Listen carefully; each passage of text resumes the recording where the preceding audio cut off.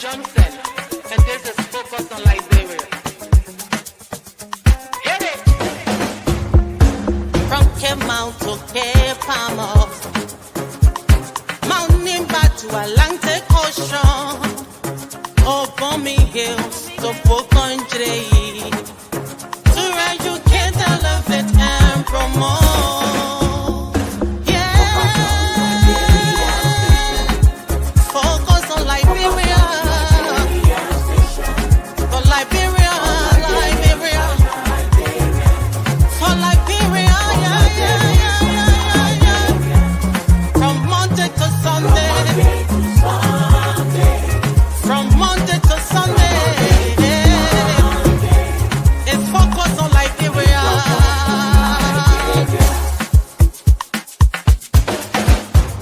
Talk about home affairs, in diaspora, current affairs, reliable information, history, talking about culture, politics, education, entertainment, business, sports, advertisement, articulation. Focus on Liberia. Focus on Liberia. Focus on Liberia. From Monday to Sunday.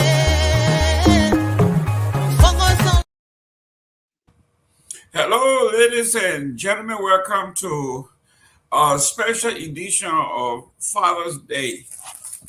Today is set aside while we are celebrating the World Cup.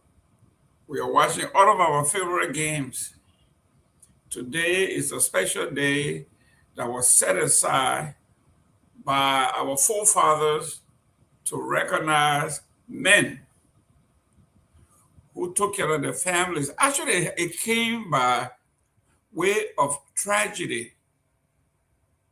And I was surprised from 1802, 1908, all the way to 1972, before it was federally recognized as a holiday, a day that was established to supplement Mother's Day, because Mother's Day have been celebrated around the world, especially among the pilgrims. But there was nothing set aside for the dads until there was a tragic accident at a coal mine in West Virginia where tons of men died and left a lot of kids. And then the women got together and said, you know what? If our husbands are putting their lives on the line, dying from black lungs and dying from the collapse of the mines, the children that were orphaned, they have the right to celebrate those men that laid down their lives to support their families. And in 1972, the federal government agreed and it became a national law in the country where everybody began to mimic what the United States did, and we call it Father's Day around the world. So today, the first segment of our program is going to be about our fathers on this program. We're going to name them all. And if they are here, we're going to share some background. We're going to share some photos of the Patmos, of the Eastmans, of the Gaymans, of the young man here. I don't know whether it's the same guy with the cornrow on his head, but it looks like that's Dr. Booty doing his Jekyll days where he was Playboy, or how did you call him? Popular boy in high school or college. So we're going to have some fun today talking about our parents. And if you have a special story to tell about your parents, you can also put it in our comment section and we will recognize your father. Whoever raised you, could be your grandfather, your uncle, whoever played our fatherly role, we will recognize them or recognize him. Inside home is only the mother. So she will get a double dose of being a mother and a father. And then inside home, grandparents step in and they do a great job because they're from the old school. They tell you this is how it is done. You have to learn the etiquettes of life. The way you sit in public, the way you walk in public, the way you eat in public, the way you carry yourself in public. All of those things needed to be taught by somebody. And usually the mother did that, but the father was always the enforcer. No matter what the rules are at home, mother makes the rules and dad enforces the rule. That's how it has always been. When your dad calls you, you know you're in trouble. If your mom told you, I am going to tell your daddy, you know you're in trouble because you know what time it is. So, without further ado, let me welcome Dr. Fidel C.T. Booty from across the pond. How you doing, young man? I'm good, Mr. Gaiman. Happy Father's Day to you. Happy Thank you. Father's Same to Day you. to all of our hardworking men at Focus on Liberia, and in particular on Point. And happy Father's Day to all of our listeners who and viewers who join us every Sunday to make our being here useful. So thank you so much, and hope your families appreciated you today, like some of us were. I hope that you got some gifts, cards, phone calls, and we want to pray that God will extend your time with us here on earth because of your dedication, being a father, and the support that you provide to your family. Well, we also have other issues we're going to be discussing. I came up with a topic today that we are on drugs. The country is on drugs. The media is on drugs. Everybody you talk to in Liberia, they are talking about it. We are on the issue of drugs. So we are all on drugs. We're going to discuss the drug issue in Liberia. What did they say? What does this drug issue say about who we are?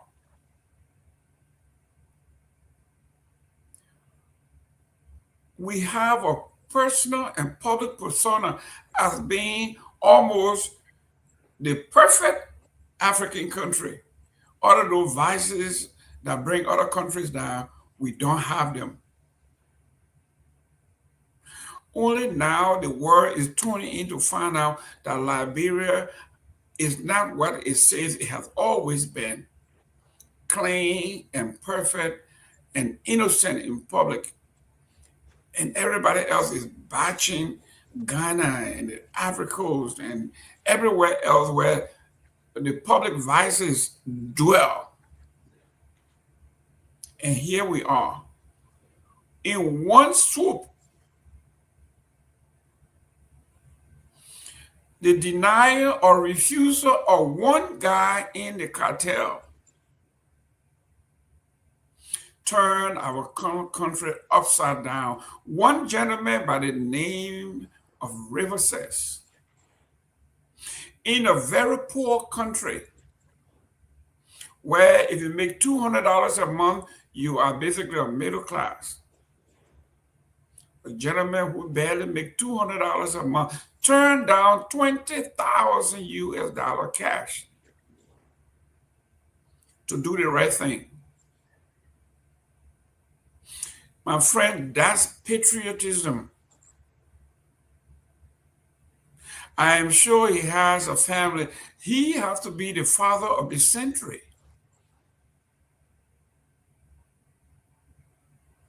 Even those of us in the diaspora, we are asking ourselves, what would I have done if somebody brought me $20,000 $100 bills? Much less in a country where life is extremely difficult. So Mr. Rivers says will be our father of the century, not even father of the year.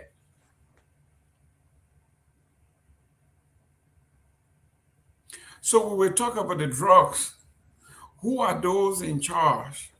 What really is going on? Who are the actors?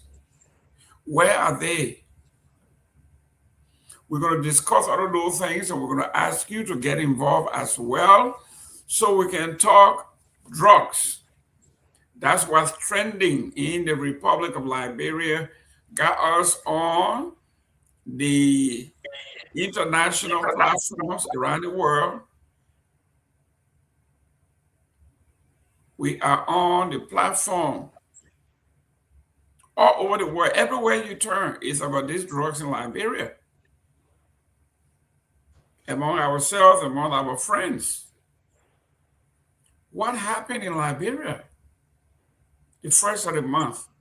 Because as far as we are concerned, the history of this drug thing started on the 8th or on the 10th. Somebody mic is open. Booty, can you mute? Let's see. Maybe it's coming from Patmore. Okay, maybe it's coming from you got two devices going. What happened in Liberia? Who are the actors? When did it actually happen? And where it happened? We're going to be discussing what a narco state is. Is Liberia a narco state? Where are we with the investigation?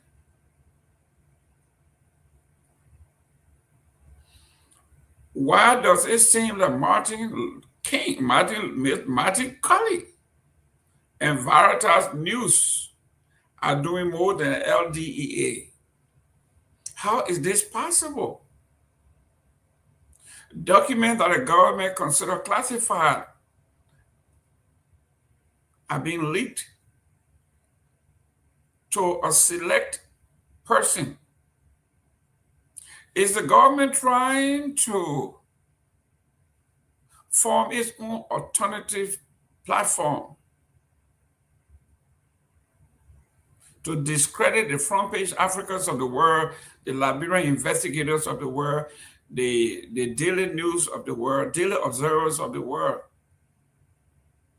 We will dig a little deeper into this, but let me call Dr. Booty. Dr. Booty, we are confronted with two major issues today. We have our Father's Day, and then we have our drug issue that will take basically 2/3 of the discussion today because it is an enigma. It is baffling. What is going on there, Dr. Booty?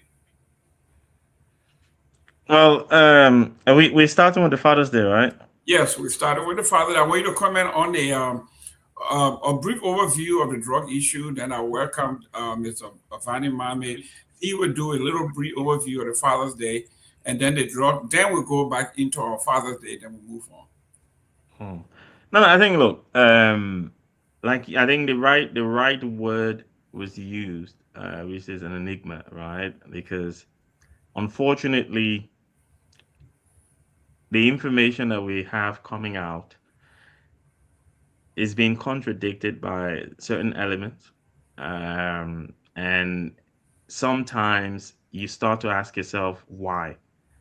And I think getting to the why is how we try and, because the thing is we need to understand what is going on in Liberia as it relates to this drug bust that we've seen, but also in terms of, I remember on this show a few years ago, we were scratching our heads to try and understand. I remember when the president fired the leadership of the LDEA, like, okay, what is this? What is this holistic approach that this president has put in place?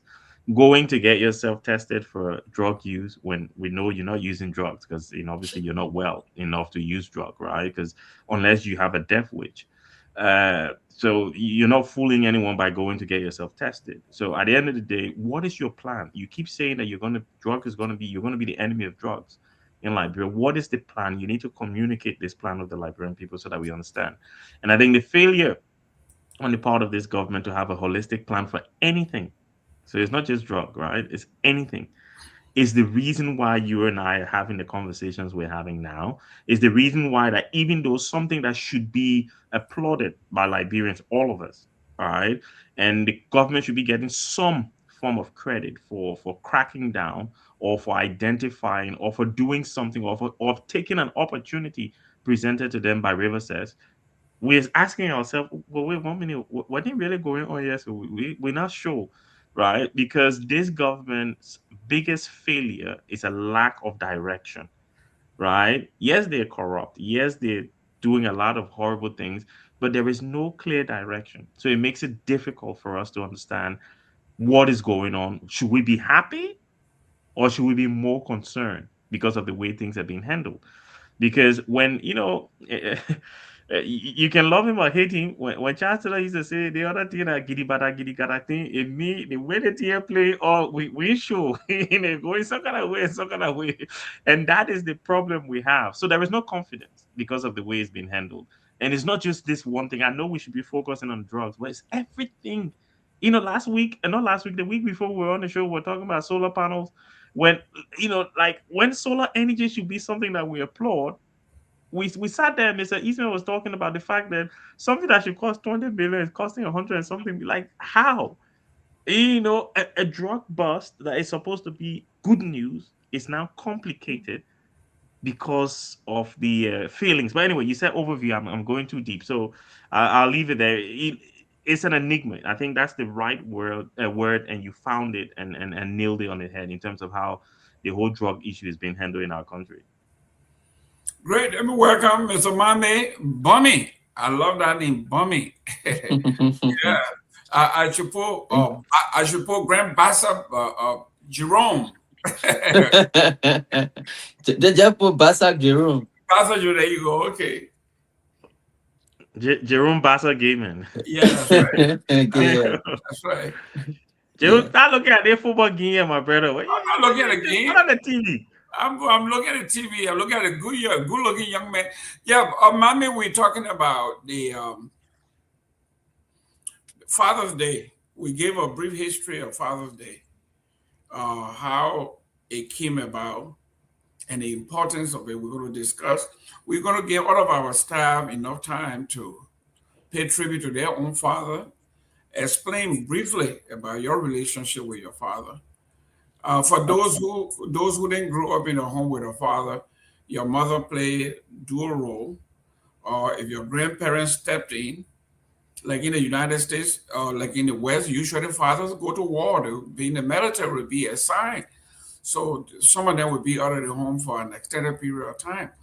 Like my wife, her father never spent any time. She said the first 25 years of her life, her father had left Haiti and was smuggled into the Bahamas, where he was working the farms and sending money home to support them. And then he finally found his way into the United States. Took him several more years for him to get on his feet. 25 years before he saw his children. Um, so was he an absentee father? The children still gave him credit for being absent from the home, but being a good father by supporting them. So Father Day is special. I think mommy is having problem. There you go. Mommy is having problem with his technology there.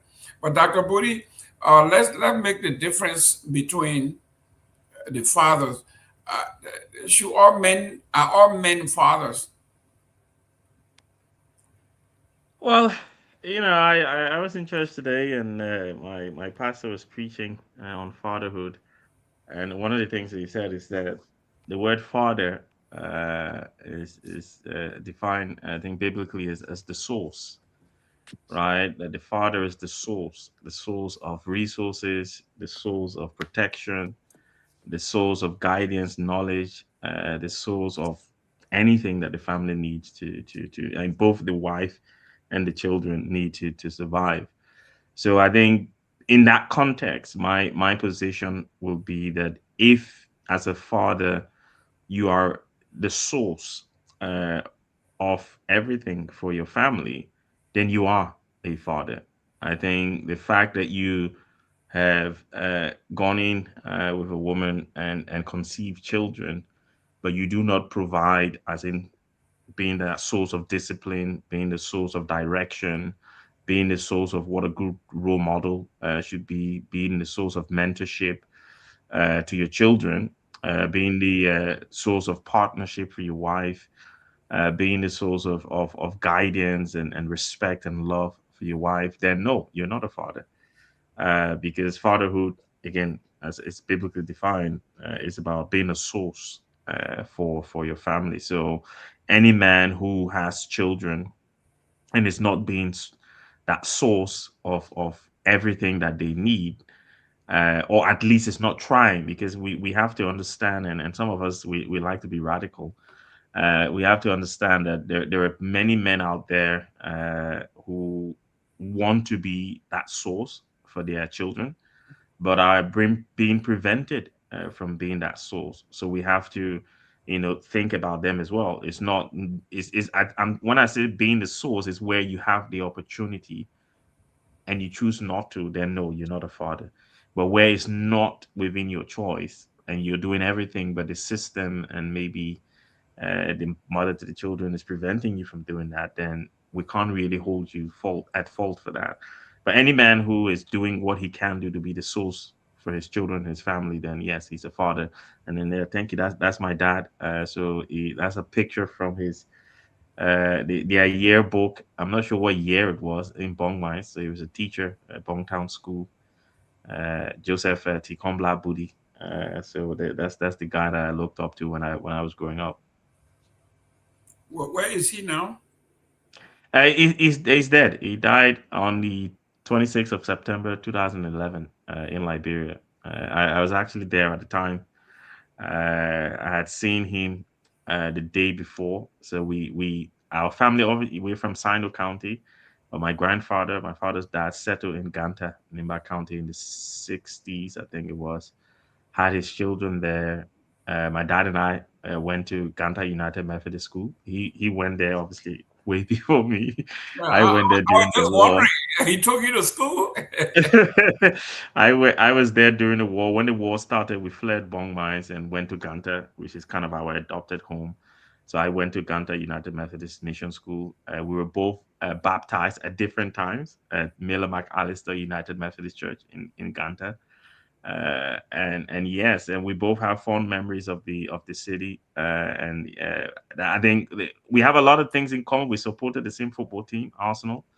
I remember when he passed away, and we buried him on our farm just outside of Ganta. And I went. So yeah, this is from 2007. I went home to visit. Those were my university days, Mr. Gaiman. So when you're at university, you're allowed to be a bit gangsterish as a young black boy. And yeah, and so I went home in December 2007, and we were driving. This was Kakata. This is actually in Kakata. We were on our way to Ganta because we were taking him back. He had come down for Christmas and to see me as well. So we were taking him back to Ganta. He's actually buried on our farm in Ganta. 2024 January, I was there. Went to see him. Seen his grave on the farm.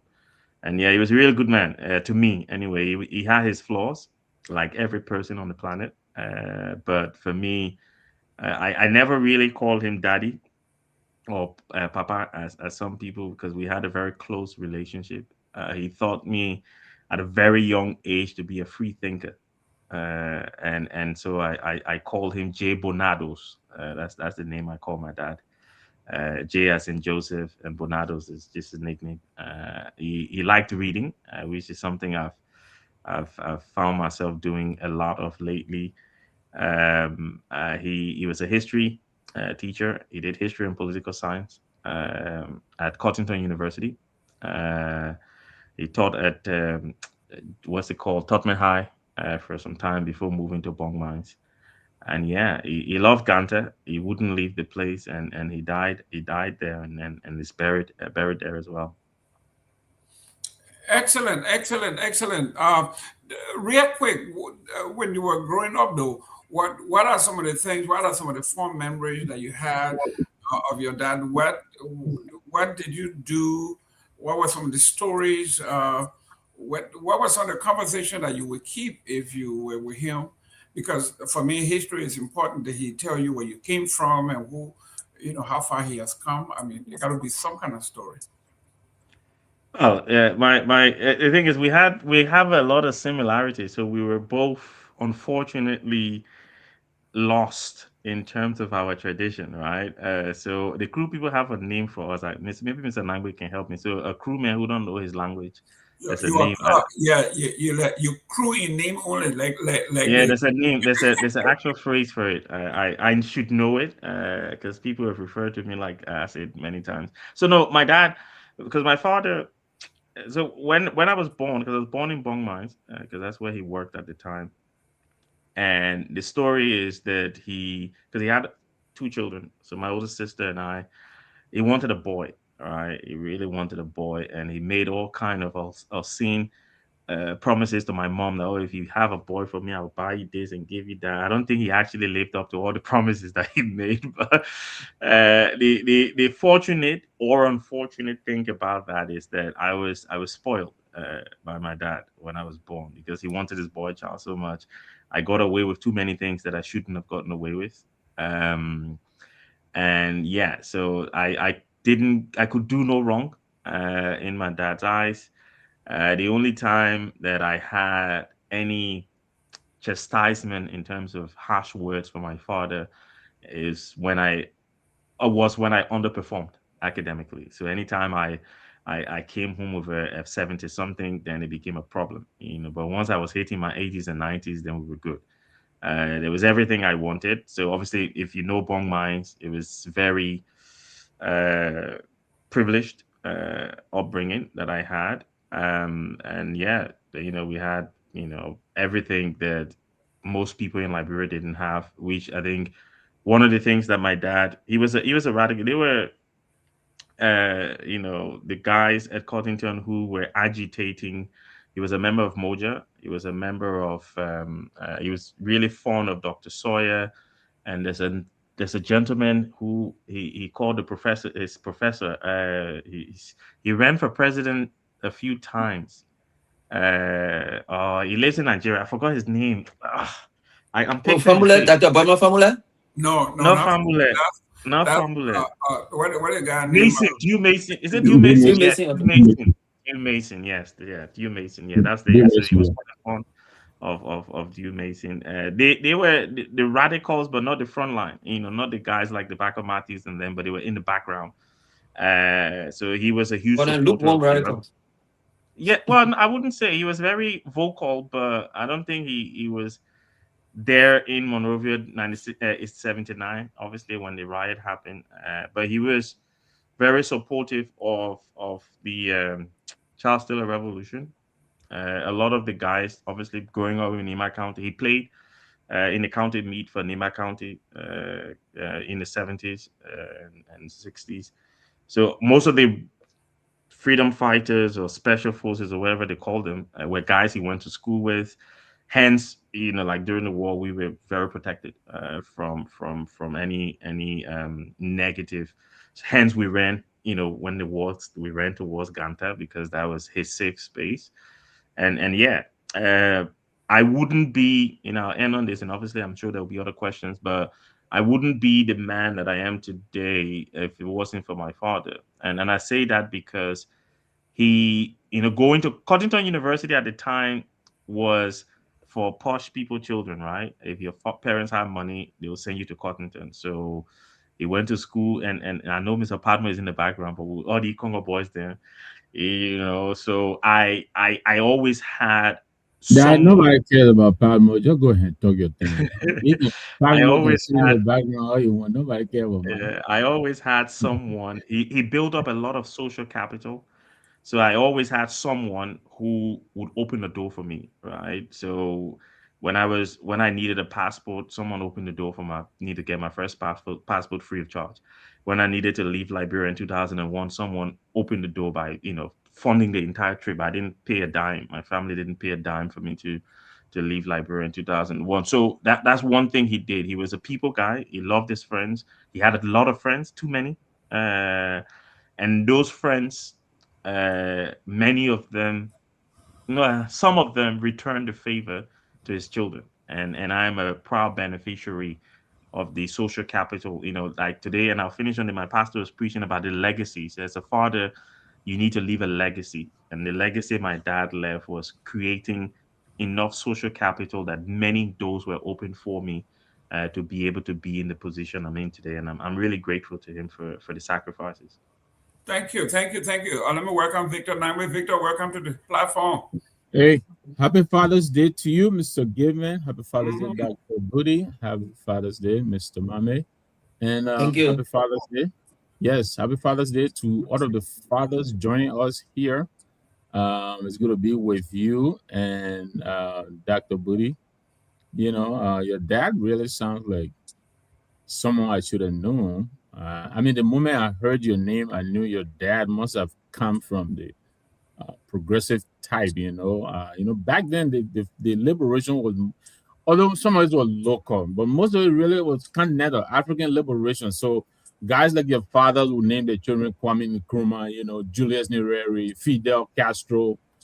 So the moment I heard your name, I knew your dad had to be one of those. I was on cut number. He must have been there before I got there. But it's really heartwarming hearing the story of your dad and how close you guys were. I'm sure he's smiling down on you right now. But happy Father's Day to you all. My dad was not. Am I going out? Or mom is No, going because no, no, no. I'm just welcoming you. You gotta wait your turn. when I pick it up, I You, read it now. So I pick you it up, I got, read to go to the finish yeah. line.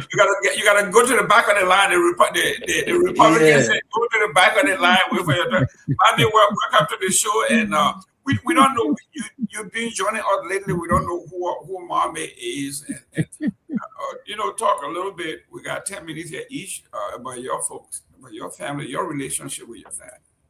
All right, thank you very much. And I'd like to say Happy Father's Day to all the great fathers on the show. And I mean, yes, my father actually, he was everything to me. I was his first son. I'll say that because he's passed away in 2005. I mean 2015. Sorry. And my father was he was a light in his community. Not only that he was a light, he was like the wisdom of his community. My father grew up from a very poor background. He was born somewhere in Millsburg, and that's the Congo settlement. He didn't go to school, never once set foot in the classroom, not one day. But he had a plan, he had a vision, and God had blessed him with a lot of wisdom. And so when he was growing up, he had a brother called Sando Mame who he adored, idolized. And so Uncle Sando too helped my father become who he used to be. So when he left Accrington, he used to love his mother and he was very close to his mother. And he took all of his wisdom from his mother. So his mother told him that you're not going to go to school. All my other children will go to school, but you the last born, you're not going to go to school. In fact, I will make sure I will send you to my people. Now, her people were from the Muslim background. Some of her people were from the Muslim background, and some of her people were from the Christian background. So she decided to send him to the Muslim background to go and understand his family and his people. So there was a place behind Rick's Institute called Bunwe. That's where my father went and learned the Quran. They used to have those Makarantan schools, the Islamic schools, and he went there and he graduated. It was many years of torture. During those days, when you go to the Islamic school in the village, you will eat maybe one time a day, and you will have to make farm for the camo. They will call them canale. The canale. My father was a canale, like an apprentice in English. He was like an apprentice learning the Quran, and he went through a lot of torture. He explained his story. It's not even good for me to explain some here, but he was resilient, and he was able to graduate from the school. And then he was a grown man when he graduated from the Islamic school. He learned the entire Quran, and then he come on told him, say, Lasana, today you have completed, you man for yourself, you can go on your own. And he didn't know where to go. He took his bundle, put it on his head, no slippers on his feet, and he decided to ask God. He said, God, Makamon said I can go now, so I don't know where to go. Please direct me. And in that process, there was an old lady had bundle to take to Poor River. And from you can imagine the distance from Bunwa to Poor River is almost like maybe 10, 15 miles. So he had to carry that lady bundle to Poor River on her behalf. And he told that particular bundle he went and met a pickup truck or bus that he had to put the load on. and he had only $3 in his pocket. And because of that, he wanted to find his sister who was in Mano River or Bone Mines. He had two sisters. One was in Mano River, one was in Bone Mines. Luckily for him, that car was going to Kakata. He begged the driver, the car owner, and sat somewhere. You know that when the car is full, the place the car boy can sit. The car boy told him, "My man, there's no space, so go on top of the car." The dusty road during those days. By the time he reached to Kakata or Bone Mines, the dust filled his nose, his nostril. And when he got to Bone Mines, he was just looking around. I got my sister here. During those days, they never had cell phone. And so he was just everywhere in the bus stop asking for help to find his sister. Luckily for him, when he found his sister was living in Bone Mines. There's a place called Vanita. He used to build the houses and they would have a long hallway and they would have room here, room here, room here, room here, like 4 rooms on the side, 4 rooms on the side. And his sister living in one of those. She was living there with one, along with her was one guy who was a mechanic. They call him Mr. Bori. Mr. Bori was a mechanic. And that's how my father became a mechanic, a very professional mechanic in Bone Mines. And Mr. Buri, just so you know, I just want to sidetrack a little bit. I know your father very well. I was very small, but your father was one of the best teachers in Bongtown School. And I went to Bongtown School. And we used to have a song for your father. In fact, I live almost in the same community with your father, Mr. Buri. We call him Mr. Joe Buri. And in that Bongtown, there was a place called Banana Street, right by the opposite the laundry mat, not laundry mat, but laundry, and opposite the supermarket. And we had the Budi family, we had the Walker family, we had the Port family, Olga Port. They had Geneva Sama, the Sama family, and they had. I mean, I can remember literally everybody, all the houses how they were arranged right opposite the supermarket. That where Mr. Booty used to live. In fact, we made one song for him. We call it Mr. Booty A, Booty B, Booty Wah Wah Wah, Booty A, Booty B, Booty. He was a very like sociable person, you know. And I think he had one brother who used to do martial arts. He even trained me, taught me how to do martial art. But going back to It my was his cousin, Sompon Young. Yeah, yes. Master So we had Sompon Young. Master Yeah. Young. Yes. In fact, they had a fight in John Hill. That fight was a very, very, very, very fierce fight. And we went to watch the. In fact, I was supporting my instructor, Master Young, and there was another karate guy too. I forgot his name, and they had a fight. If I'm not mistaken, I think the fight ended and nobody could decide who was the winner. But let me go back to my father. My father had this vision for his children. He said, since I didn't have the opportunity to go to school, I will educate my kids. And then my father, he was by the time he started, he was just uh we'll call it middle staff.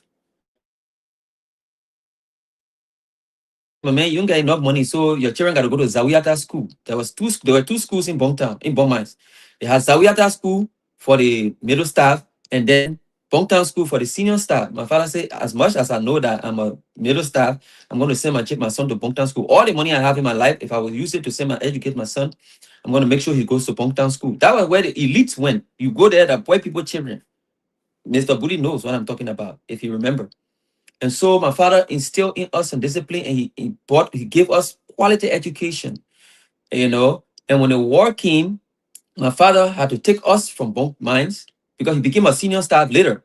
But when the war came, he had to take us from bunk mines and he took us to Ricks because his intention was for us to continue to go to school. And he heard that there was a Baptist mission school that will educate his children the way Bongtown were educating his children. So he took us to Ricks and we were able to get quality education. But on our way to Poor River, there was a checkpoint. My father was arrested by the guys. My father is not a Mandingo man. Yes, he was a Muslim, but he allowed his children to practice whatever religion they wanted to practice. In fact, he told us, he said, "You can't when you in my house, the only thing you need to do is to worship God. It doesn't matter which God you worship, but you can't be a pagan. You can be a Muslim. I'm not forcing you to be a Muslim. You can be a Christian." And my auntie took me to the church. My father had no problem with me going to church and being in a house of a Muslim father and a Muslim mother. And so when we got to the checkpoint to Poor River, the guys collected my father. They said, "Your name is Hassanan. So you are a Mandingo man. In fact, pass on this side." Me and my father were taken out of the line. They were about to execute us.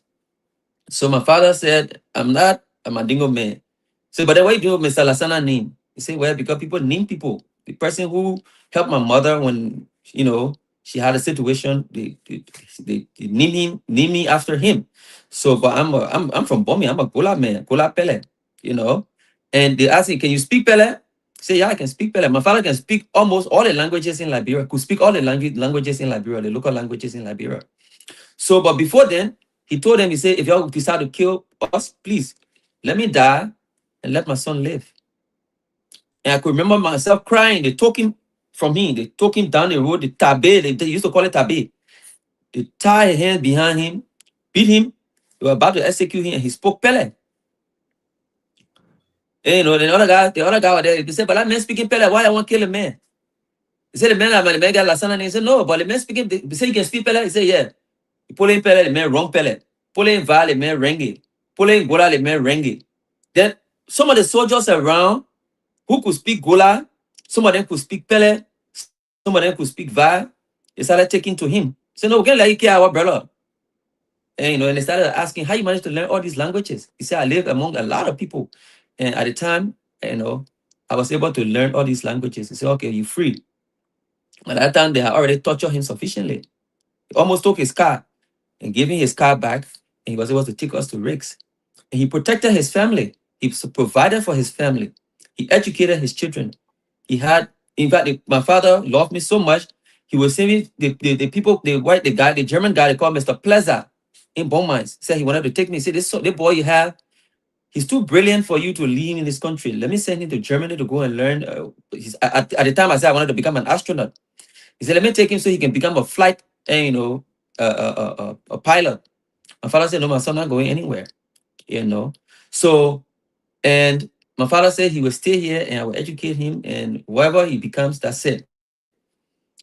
Mr. Booty, your father used to call me Webster, you know, because that time they used to have a show on TV called Webster, and the kid was called Emmanuel Lewis. And so they used to call me Emmanuel Yeah, Lewis. different strokes, right? Yes, they had different stroke. Then Mm. they had Webster, and Webster, his name is Emmanuel Lewis. Very small, short, smart. And so that's how they used to call me Webster. Your father used to call me Webster. So my Real, father, when I real. used to go to school, Uh-huh. if I even bring Ete home, Ete, you're talking about 7 days, you don't bring Ete in my father's house. My father said, you here, you eating free food, you got coverage over, you got clothes on your back, you got roof over your head. You come here, you bring Ete to my house. He will scold me, he will discipline me. I have to be in the 90s. He said they got children selling water on the street. They got children selling bread. If you and them sit down in the same class, they made 80. Then you come here, you bring 80, and you want for me to clap for you? No, I'm not going to clap for you. You're supposed to be making 90. You're not doing anything in this house. So that's how my father pushed me to the limit to do my classes. You understand? So I appreciate him for that. And in my father's house, there are a lot of things you don't say. You don't say the word, you don't use the word lie. Even if you were say explaining something, you say, oh, my sister and your sister were lying. You don't say, excuse me, you don't say lie. You say she telling story. To the point where even right now, I don't use those words. And that's what molded me to be the person I am today. And so I give glory to God for the father he brought in my life and the way he raised. And not only he was not only a father for me, he was a father for many, many children. He used to go in the village or in those villages and bring children from there, teach them mechanic job to become a mechanic. And most of them today are helping a lot of other people in the society. And so he left a brilliant legacy. He left a very huge legacy. That, like Woody said, wherever I go, there was never a place that I ever went that I didn't get the Excellent. assistance that I needed because my father Excellent. built this social capital so wide. The net was so wide, family wide. He was a family man, and he left me with a lot of things to appreciate him for. And so Thank you. today, as Father Mhm. Day has come, I just spoke with Okay. one of my cousins. She was one of the beneficiaries called Sanfi. Sister Sanfi sent me some pictures. I couldn't post it right now because I tried to post it and the thing kicked me out. So I'm not going to post it right now. But all in all, we have, as Liberians or as young people or as middle-aged people in our generation, we should model those things our father did for us, and we should try to emulate their good examples. They were not perfect. My father used to be promiscuous, but he kept only my mother in the house. When he go outside, he misbehaved, and my mom get to know. He will pack his satuka. He tell the lady, he said, from today, my woman know about, oh, we're not going to have any relationship anymore. And so that's how he used to respect my mother, you know. And my mother was a patient person too. So all in all, I would say today, we are not perfect. We can never be perfect, but there are a lot of good examples of our fathers that we need to emulate. And some of them were that we should educate our children to the best of our ability. We should teach them good virtues, like don't be condescending, don't be rude, and you have to supply the needs of your family, and you have to make sure that when you leave the earth, your children are able to sustain themselves. And so I would like to say Happy Father's Day again. Thank you. Thank you very much, guys. Let's keep it short. Let me go. Let me welcome Ben. Are Honorable you Ben, getting me? your background is kind of dark. Hello? What's going on? I'm in Mr. the best Gayman? background ever. Can you hear me? Yeah, I can hear you. Hello? Yeah. Are you guys there? Yeah. Mami, we're coming to you in 1 minute. Thank you very much for Hello? your. Okay. Yes. Thank you Boy, very come much. back in. You can't Oh, hear all him. right, come back in, Mami. Hmm? Let me get him off. Okay. Let's go to Ben. Ben, welcome to the show. Then I will welcome Morris. Then we'll go to the guy. Let's keep it short. Welcome to the show, guys. It's been a while, Ben. Yeah. I'm gonna to all of you guys who don't know me, my name is Benjamin Kofa Fanier, and I was part of this show for a while. I went away, and I'm happy to be back. I want to say to everybody hearing the sound of my voice, every Liberian everywhere, good afternoon, good morning, and to all of you guys who are on the show with me today, I want to say hello. I won't be as I mean, what the last individual just said. You can read that. So all I have to say is, as men, um, or as humans, we don't choose how we come into this world. We do not. So what we can control is how we live once we are here, because there are people alive today that are orphans. There are people who were adopted. They don't know their biological parents. So what I would say is, no matter how you came into this world, you just have to live as a responsible and law-abiding individual. That's all I got to say. Thank you very much. Great. Let me welcome Elvis. Elvis, welcome to the show. All right. Thank you, Mr. Goodman. Happy Father's Day to you and the other panelists and everybody here at FOL. Fathers are very important. They leave an indelible mark on you as a young man. So being a father and being present for your kids, especially your male kids, are very important. It's very important. And as a male myself, my father's always been in my life. So yeah, I'm not a very emotional person, as you guys would know, and I don't want to get too deep into it and get emotional. But my father's the kind of person. I'm the only male child for both my father and my mother. I have three other sisters. I'm the only male child, and my father led by example. He's somebody who doesn't do too much talking. He's not the most emotional person, but I learned from watching him the way he took care of our family, the way he provided, the way, even if it's his last dime, if you need something, my father would always provide. So he always, that sense of generosity always left with me. It's something that I carry today. He's a very social person, less so than I am, more so than I am. I'm not very social, but my dad knows a lot of people, and people are even surprised to know he's my father because he's so popular. And I tend to be, kind of stay more to myself. But my father's a generous person. He's somebody who gives, to people. Even when we're in Liberia, a lot of people protected me because the love they had for my father back then. He exposed me to soccer, which was my first love, and I played football.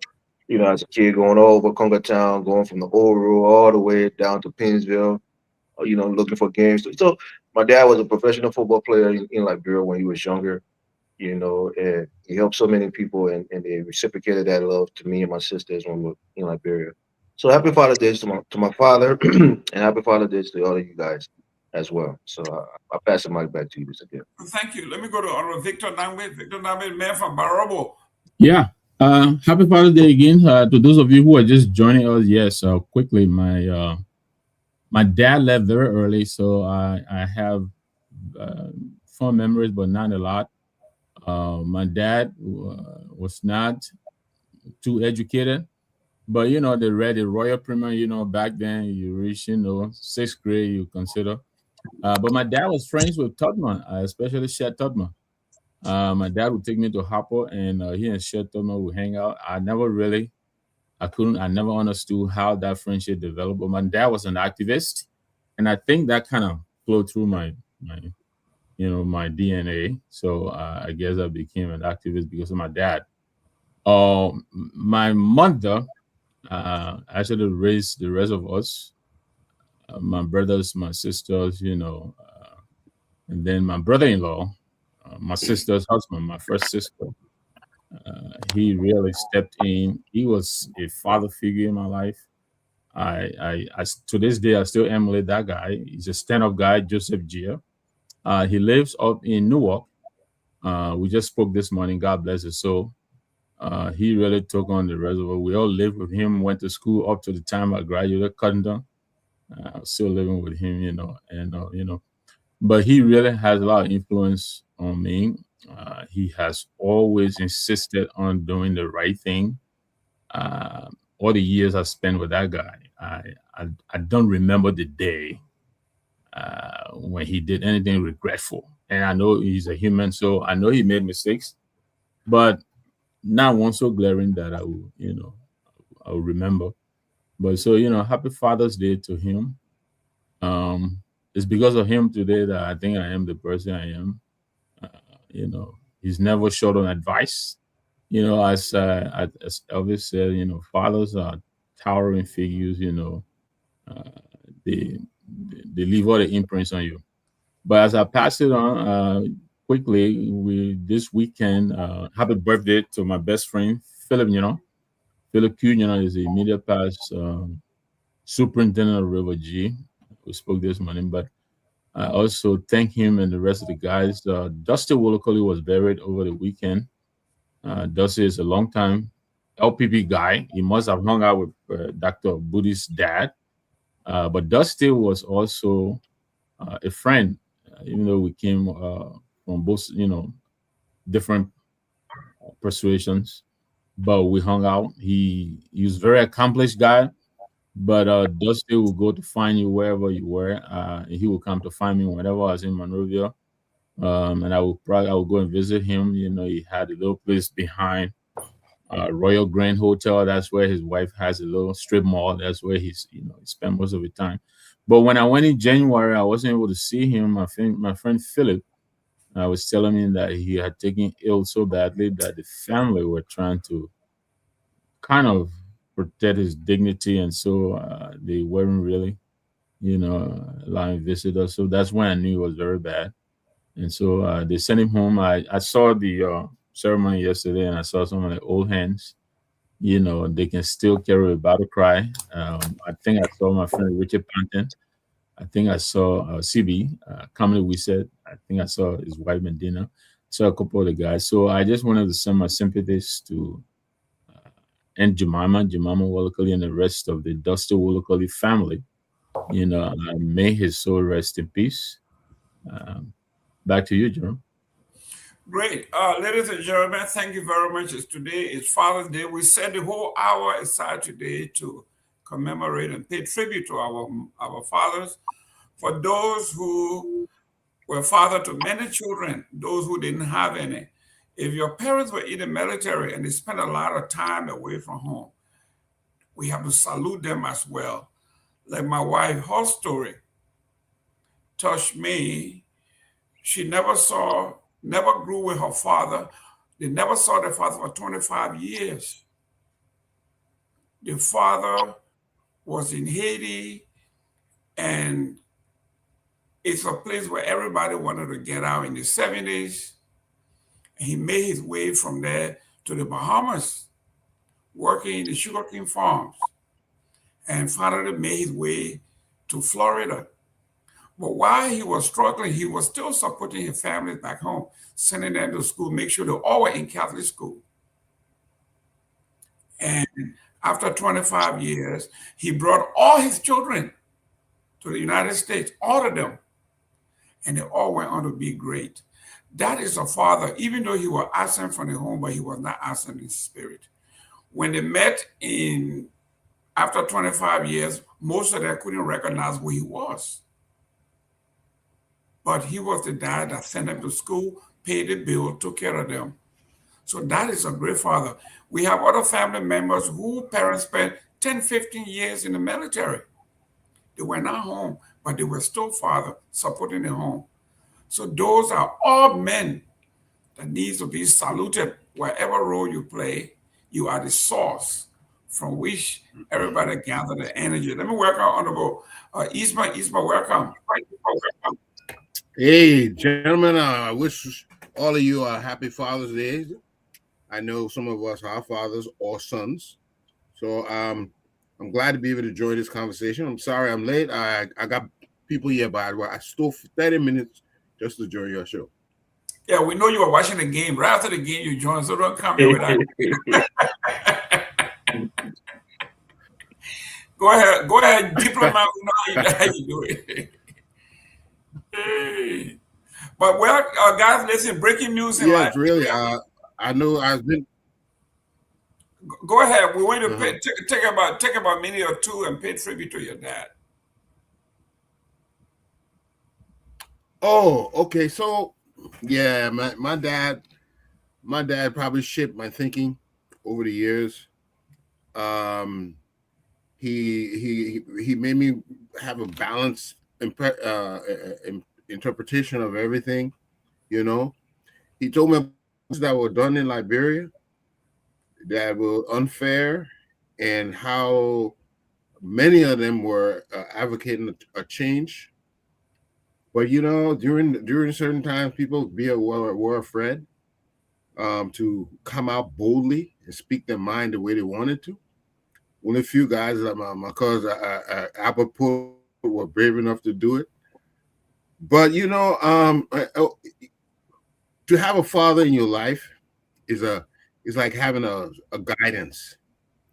It's not really to tell you what to do, but to lighten up the road for you, so at least the pitfalls that are in front of you, you will be able to avoid some of them.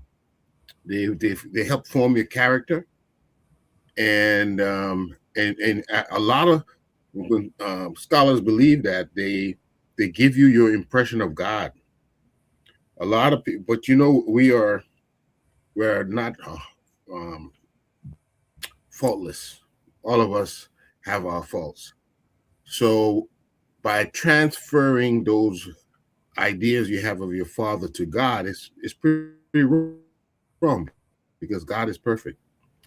But many of us think of God the way we think of our father. So if our father used to yell at us and scold us and punish us, we look at him like that. If our fathers were, strict or required excellence from you, then we strive toward excellence. But I think it is essential. I know it is essential for every young man and young woman growing up to have that father, that image of protection in their life, that image of stability, and that image of authority. I think that's what my father represented in my life. Thank you very much, guys. Every day we can't just come and talk politics. Someday we have to loosen our tie a little bit and pay tribute. Because every one of us that is on this particular platform came on this platform by way of different means. Like when my father used to preach, he says it doesn't matter how you get to Monrovia. You can walk, you can hitchhike, you can ride, or you can take the boat and go. The idea is that you go into Monrovia. We are on this platform. Some of you came by way of the Liberian Diplomatic Corps. Some of you came by way of advocacy. Some of you came by way of academia. Some of you came by way of tradition. Some of you came by way of the largesse of the system. So yes, we are all here because of our father. So it's a different day. But the second part of this show is actually about everybody here being everything about Liberia being on drugs. We are on drugs. The nation is on drugs. The media is on drugs. The churches are on drugs. Everywhere in Liberia, we are talking about drugs. So we will be talking about drugs. There's some breaking news came out about 27 minutes ago that Mr. King The manager for GLS had turned himself in, voluntarily turned himself in through the justice. This is the gentleman who uh, is the kingpin. No pun intended. His name is King, but he happens to run this stuff that he may be considered the kingpin of everything else. But here we are. So let me go to the political guru here, the gentleman who will be running for president of the Republic of Liberia. We want to hear from him because he has to have a plan. He has to have a public policy when it comes to education, academia, you name it. But specifically today, we are going to be talking about drugs. So, Honorable Fen, welcome to the show. The Yes, yes. you like your Can father, you hear me? you don't know how to operate the thing there? Yeah, we hear you. Yeah, I want to say thank you to everyone here. The thing is, I will tell you guys this. It is unfortunate what is happening in Liberia now because the national agenda is being sidelined. We are operating Liberia, as we are told by the folks in the UP, on something called arrest. And right now, as we speak, today as we speak, I think what should be the focus is the level of implementation of arrest and the impact that policy is having on Liberians, especially so in terms of improving their living conditions. And it is unfortunate, drugs, illegal drugs occurrences happens almost everywhere in the world. And I don't want to downplay it. We don't need to downplay it, but it saddens me that this event literally takes over our national agenda, where we are literally overwhelmed. And let me get this clear. Let me just set this stage for this whole thing. The incidence of drugs in Liberia, especially so illegal drugs, Liberia being used as a transshipment point, it didn't happen just last week or the last few days as we all got to know about it. This is something that have been ongoing since I think since the wartime. And in Liberia, I will always say this: you ask me for my plan to fight drugs. Liberia has every imaginable plan you can imagine. Even we renew, I think the Drug Act. I think we renewed it in 2016, if I'm right. The problem with Liberia is the lack of will to enforce the law. We have every good policies you can think about. Most of the things that we even have in Liberia, we took them from the United States. The major problem in Liberia is the lack of will, the lack of what I would call political will to do what is right. So I really don't think we have a major crisis on our hand. The crisis what we have now is one of leadership. We do not have leaders. We do not have since the 2005 elections, Liberia has been unlucky to have a leader that will be that will lead with integrity and that will be all about enforcing existing laws. Because I don't think we need new laws. People like we are all on this drug thing. The government is unable to give us a precise timeline. Story of the events and what they are doing. We're hearing something from Martin Colley, hearing something from this. The air is clouded with all kinds of postings from everybody because that's the absence of competent or believable information from the state. The state is literally failed. So we don't need new laws. We need leaders with the ability and the capacity to enforce existing laws. Last thing I want to say on this before I turn it over to everyone else. We had the other major incident during the time of the CDC administration. This was 100 million plus. I can ask all of us on this show today, what became of that case? The case went to some kind of legal processes. I think the people were acquitted and everybody went. We don't know what happened. There was no final analysis in terms of how that case turned out. $100 million worth of drugs. And let me tell you this is just what I would call the tip of the iceberg. The drugs that are caught, they're just like the tip of the iceberg. Liberia, from what I assume, I hope I'm wrong, is a major drug transshipment point. It's a major transshipment point.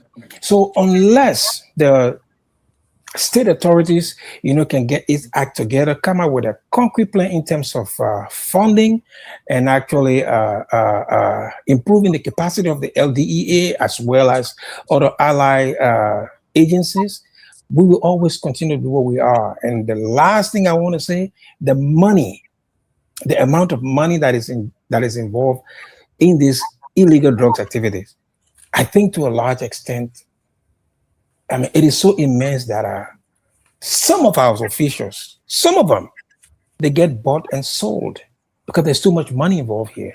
So it just basically, I would say, the lack of will to enforce existing laws. I don't think we need new laws. Thank you very much. Well, ladies and gentlemen, we have our special guest today. Honorable Ben Fan is going to be here. We're going to be peppering him with policy questions when he becomes president.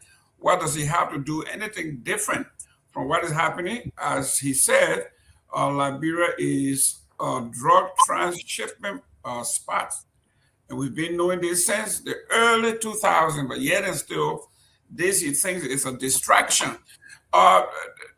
Victor, what's about what Ben just said? If you have any question for him, but he said this is just a distraction, even though Mr. King just turned himself in to this $19 million.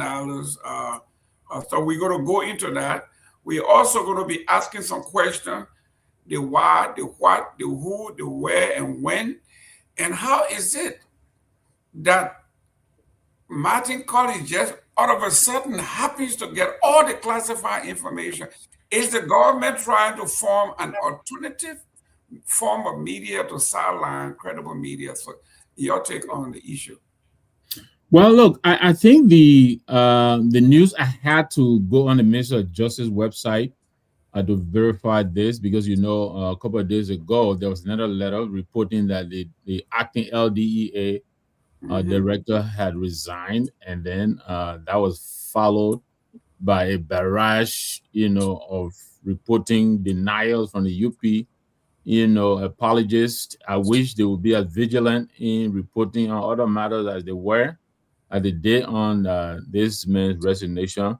But apparently, this is true that Mr. King, there are two of them. There's Peter and Paul. I understand it's Paul King who turned himself in. If he did, this is an upgrade, I believe, in my opinion, to what we have seen since this news broke, since for June 8th or so, that at least one of those people, of credible enough to have handled this, other than the four soldiers that they were telling us about. So I think if this is true, this is good. Hopefully it's going to lead us somewhere. I read a note, there is a very long introductory paragraph about in the interest of transparency and yada yada yada. But I think they claim that they hope this guy will help them connect the dots. I hope that is what this will result into. Again, it contradicts the earlier claim that they had already six, people who were in the ringleaders of this. However, I think the surrender of this gentleman, if it is true, like I said, I think it's an upgrade. It's a welcome development. Hopefully, it will lead to something. But we have just all been really baffled by the manner in which this case is being handled. Such a haphazard manner. There seems to be no organized approach to the process, just like you indicated. A private citizen, Martin Colley, seems to have more information to report to the public than even the justice minister did. The LDE director is entirely out of the picture, and I guess rightly so, because the president himself had elevated this into the level of the national security and given it to the justice minister. But again, I think if this is true, this is welcome development. Hopefully, we'll begin to unravel this case. Great, Elvis. Yeah. Thank you, Mr. Gamer. Look, the drug issues, in Liberia touches every one of us. I too, have relatives and friends who got involved in the drug. And I would say this: I have more of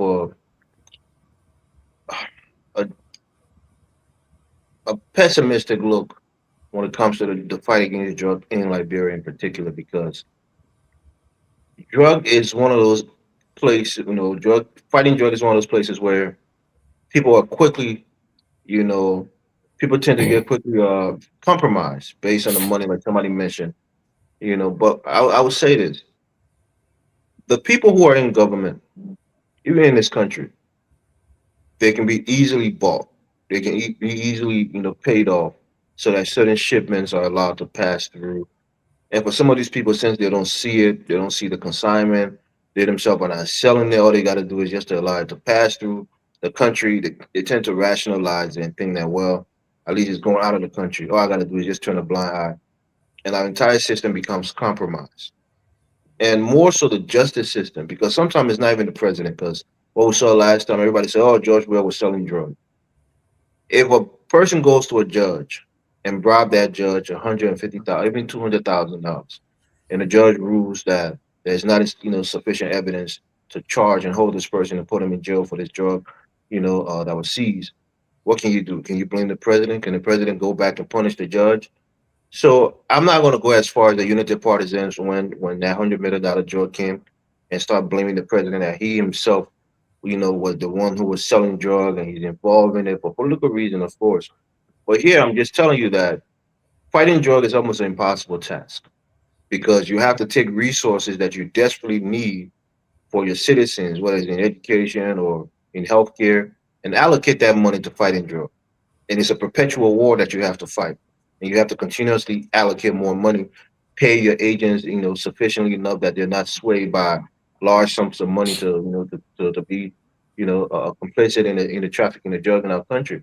So for me, I think what's really going to happen is we either take a extremist, a point of view where we go to maybe executing and people who are caught with drug to try to, further deter people from getting to that line of work, or we revise our justice system to make sure that our judges, our justice minister, and other people like that are closely monitored. Because sometimes you have people who are in sensitive position, and you have people who monitor them to make sure that they're not meeting with certain individuals and certain characters so that they can't be compromised when it comes to fighting drugs. But it's a fight that is almost unflinching. You have to be as equally tough with drug dealers as they are with with you and the people that they're selling their drug to. So for me, I'm disheartened because I realize that regardless of the next president, we're going to have this drug issue because the system, the people that work in the system, are easily compromised if they're not already compromised. And saying that, it means that people from outside, people from inside the country can bribe judges, can bribe agents, and that fight will just be a losing battle perpetually. And I would say this to the president. I don't know if it's a health issue and not to be disparaging to the president, but he has to come out more forceful. This is the time for action. This is the time to come and face the nation and show what you're made out of, not giving pre-recorded statements.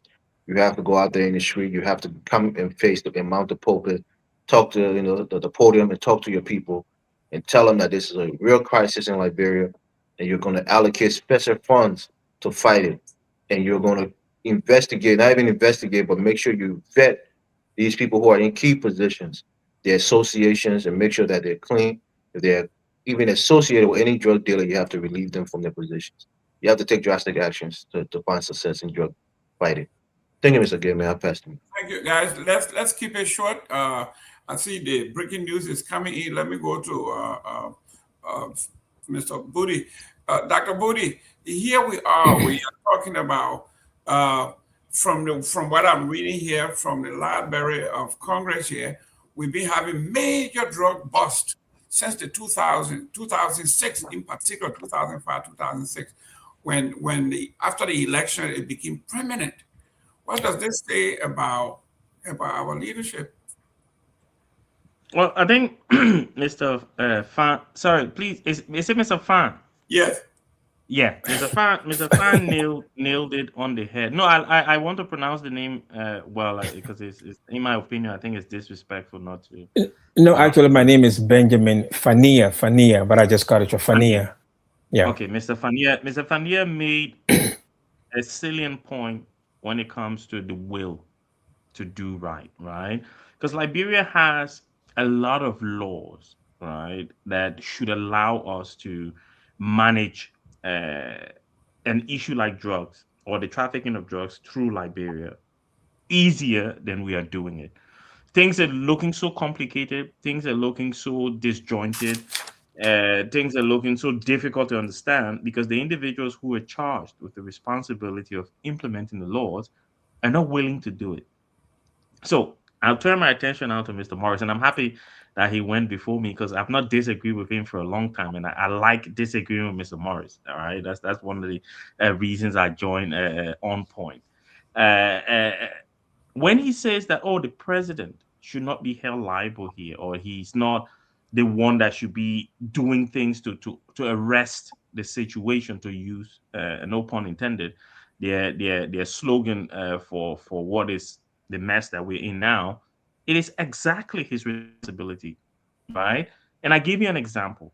I don't have 49 years, 50 years, 2,000 years of experience in government, but I know by looking just here in the United Kingdom where I live, judges make more than MPs, right? There's a reason why you pay judges more because they have to be impartial. You pay somebody a good enough wage, it takes away their ability or their desire to. People are corrupt normally because they need money, right? If you pay judges way less than what you pay representatives, if you pay judges way less than what you pay ministers of government, then yes, you are making them vulnerable to accept bribes.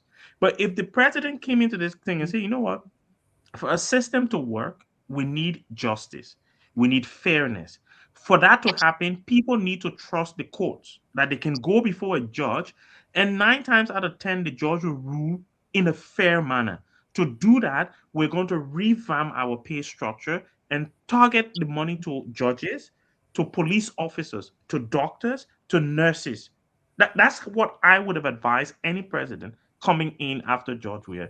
These are the areas you need to focus the high salaries, but because these are the people that need to have integrity in decision making.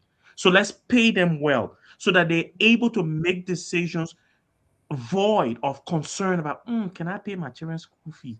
Void of concern of, can I pay my hospital bill? Because they earn enough to be. When you earn enough money to take care of your basic needs, you're less corruptible. So it is the fault of the president. When he spent 2 and something years taking trips all over the world, and then 3 years later say, oh, you know what I mean? We'll stop taking trips now. When he finished wasting all of our money on nonsense, right? When he spends 3 years, when his government officials have not declared their assets, so we don't know how much you came into the government with, so we can't hold you accountable for what you're taking out, you can't then turn around and say, oh no, it's not the president's fault. When you say you are going to arrest corruption, right? And then the first thing you do is start firing people from LDA, you underpaying them in the first place. Again, it is your fault because you're the guy that is supposed. This is look, and I'll end on this point. Liberians need to understand, and let me just say, Happy Father's Day, President Boakai. Liberians need to understand that this president is the most experienced individual quote unquote. to be. No, no, no, Mr. It's not quote unquote. These are facts. He's been in government for 40 something years. That's facts. That's Okay, not so quote unquote. so what No, no, happened? Mr. David, let me make my point No, because you got to listen, respond to other what people. kind of experience you talking No, about? Because they are no, bad not interrupt, experience. Mr. David. You say one be quick, Are man. you telling me you got 42-year good experience? It doesn't Jerome, matter. Experience, let's not experience, Mr. Giver. Yeah. chronologically. Let him go ahead. Go Yeah, Yeah, go ahead, ahead. please. this man is the most experienced individual to have ever been elected president of the Republic of Liberia.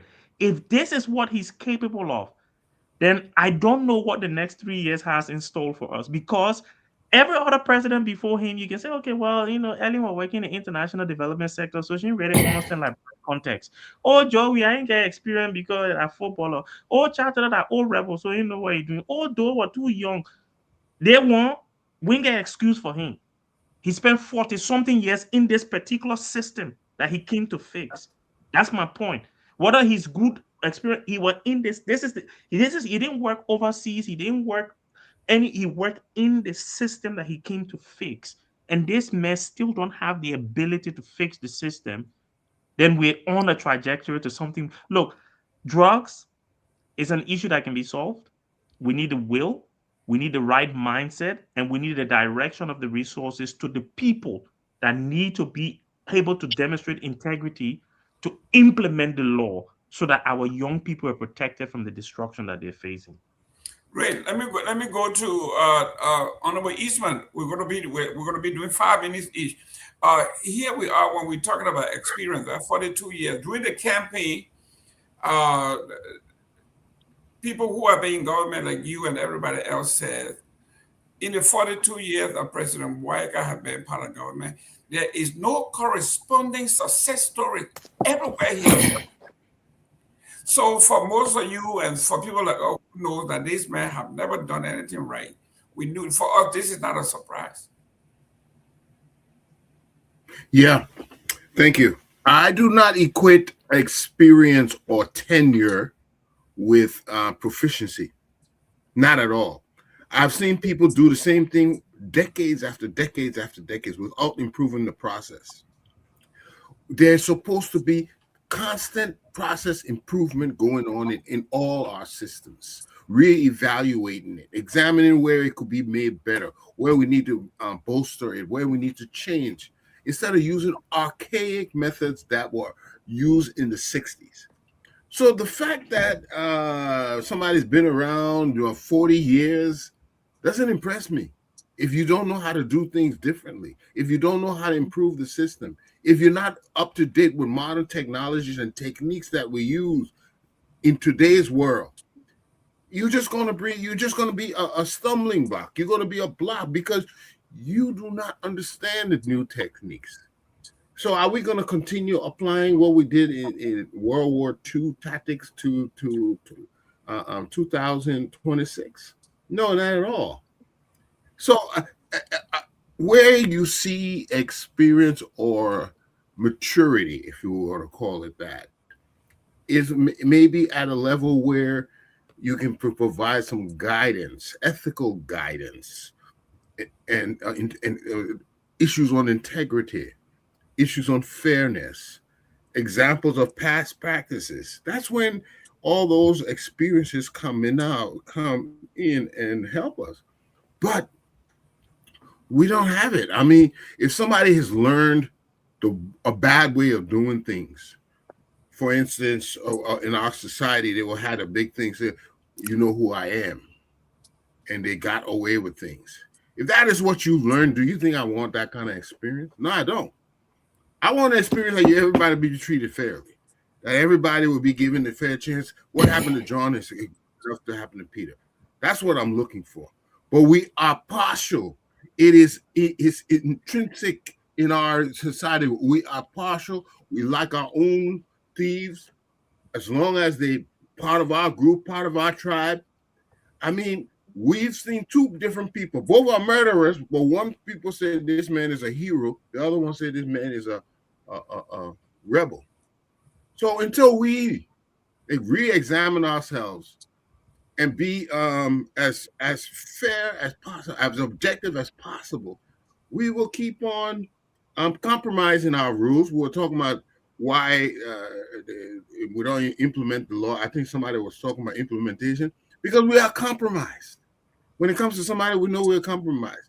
And of course, we know half of us poor.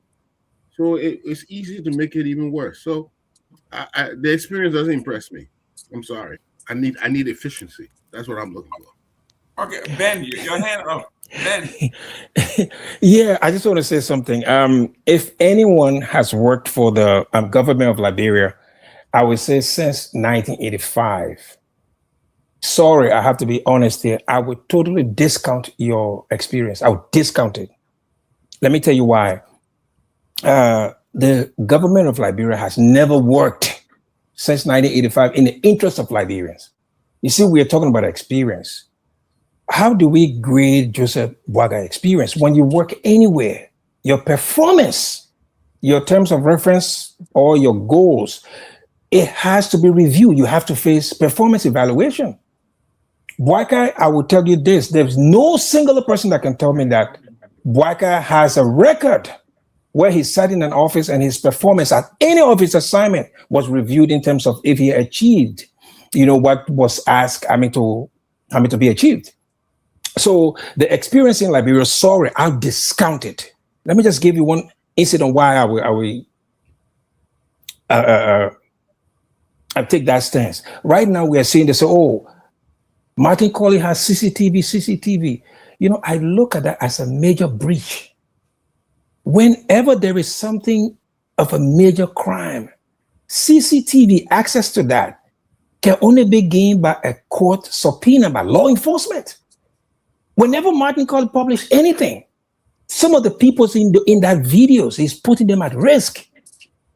There's a total breakdown of law and order. How was this man getting access to this thing?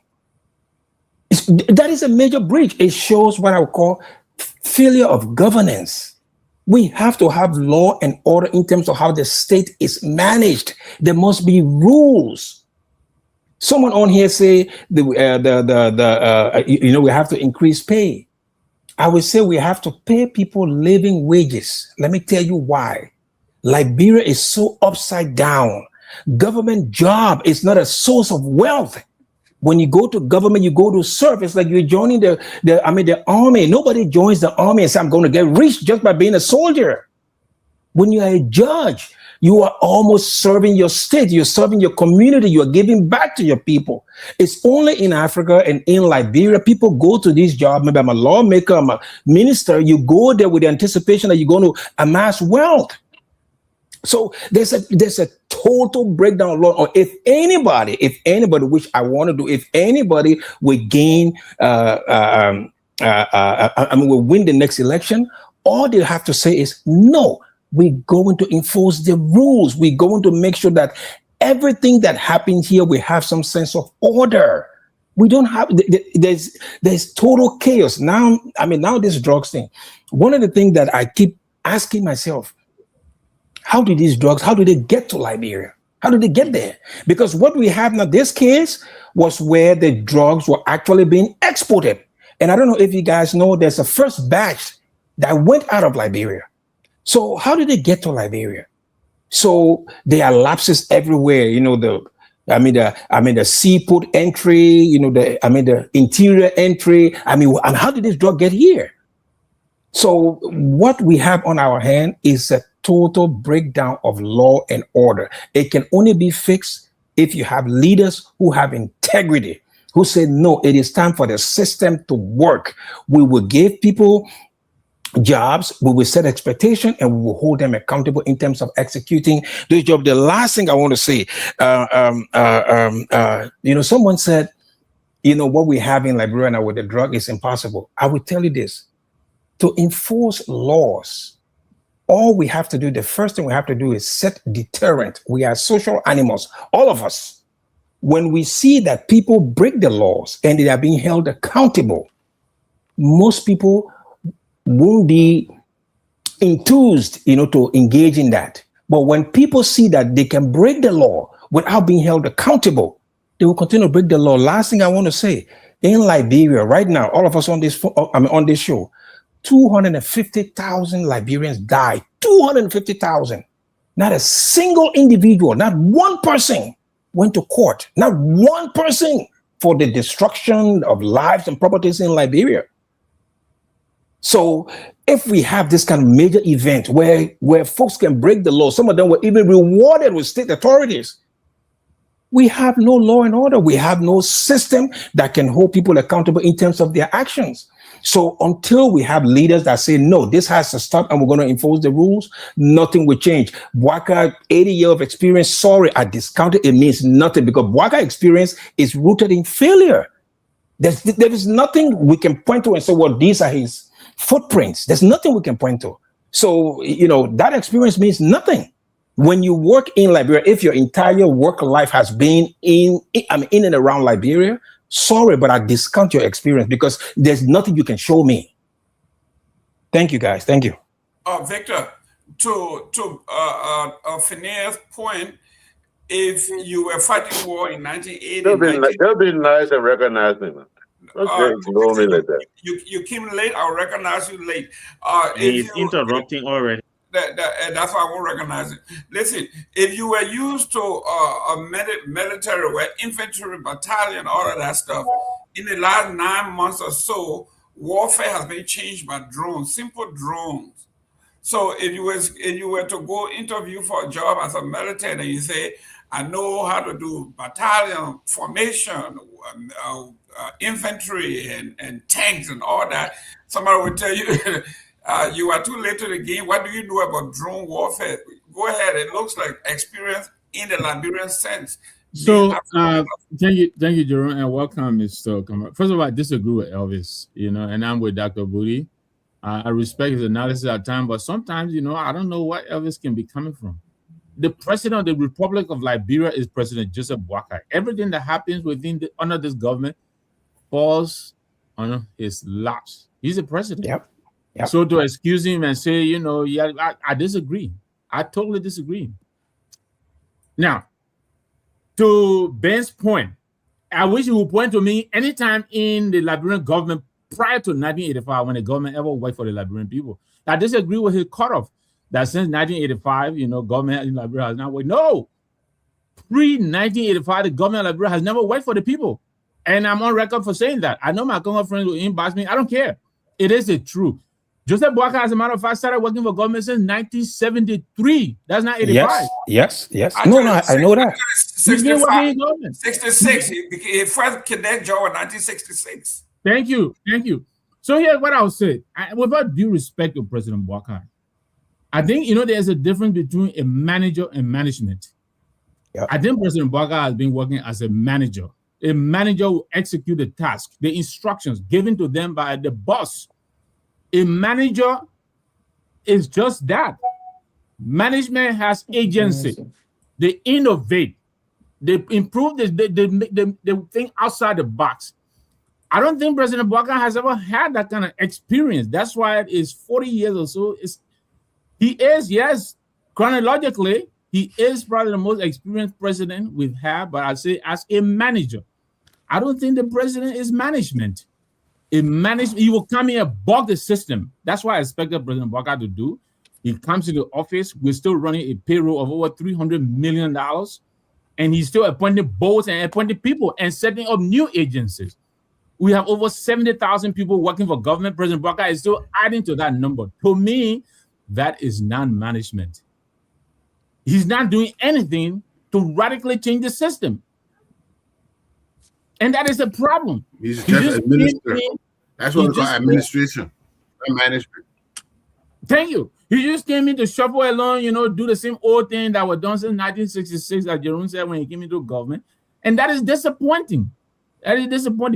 On this drugs thing, I expect the heads to start rolling immediately.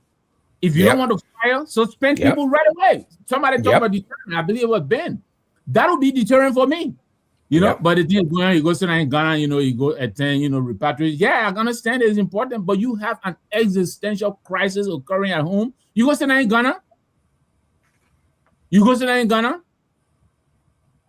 What is the nation to think that you're serious about this crisis?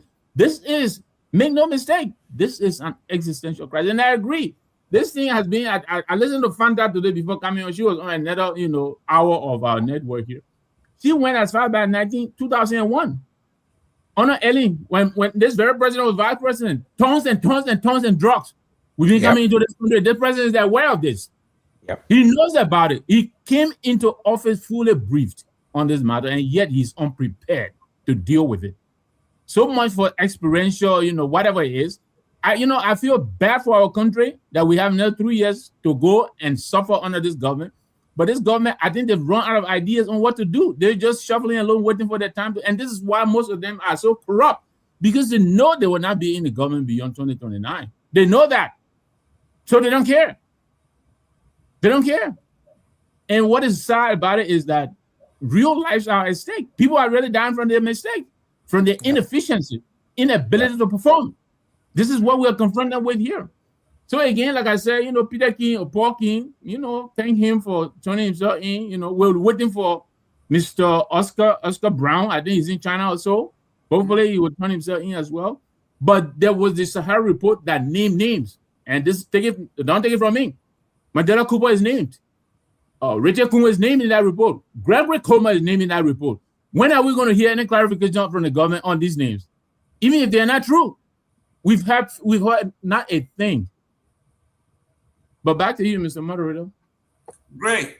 Great debate, guys. Share the show. We're reading your comment. Let me welcome Mr. Aliu Kamara. Aliu Kamara waited to see where the conversation was going. Then he came on. Go ahead. Come on, Mr. Kamara, welcome to the show. First of all, I wasn't watching. I want to say welcome to my man over there, Fania. It's been a while, brother. You took your little sabbatical. I hope you're back to stay. I want to start this conversation by saying bravo to JMB. He is such a magnificent leader. JMB have taught our generation and the generation right behind us as to what a real leadership is. You don't act upon impulse. You don't act upon the noises on social media. You act based on the evidence before you. And that's a good leader. People say, oh, why you can't just start firing people? Wait a minute. Is this a rebel regime where General CIO can just shoot anyone he wants to shoot? People also have rights. People integrities are also on the line. It has to be protected. Look, what's that? What is that? Ben, mute. Mr. Gimmick, can I have 30 seconds after this minute? 1 minute, yeah, when he done. Go ahead. You understand? For us, we operate on the basis of evidence. Some people on the show say JMB have no blah, blah, blah. He's not contributing nothing. But for us, we are visual. We are hands-on. There are evidences as we speak as to what JMB has done. Let's be honest here. JSB administration within 2 years and a half have done more than any administration in such a short period in our history, ranging from healthcare to road to different infrastructure development. There's a lot going on. But my thing is, when I saw the topic and somebody said the question was whether Liberia was a narco state, and I wonder why, as Liberian, why do we do this to ourselves? We clearly understand the definition for a narco state.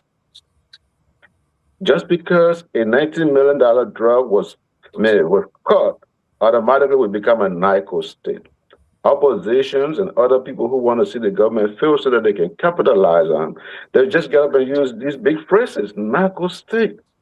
When Liberia caught about $100 million worth of drugs, we didn't hear narco state. It wasn't all over on the air.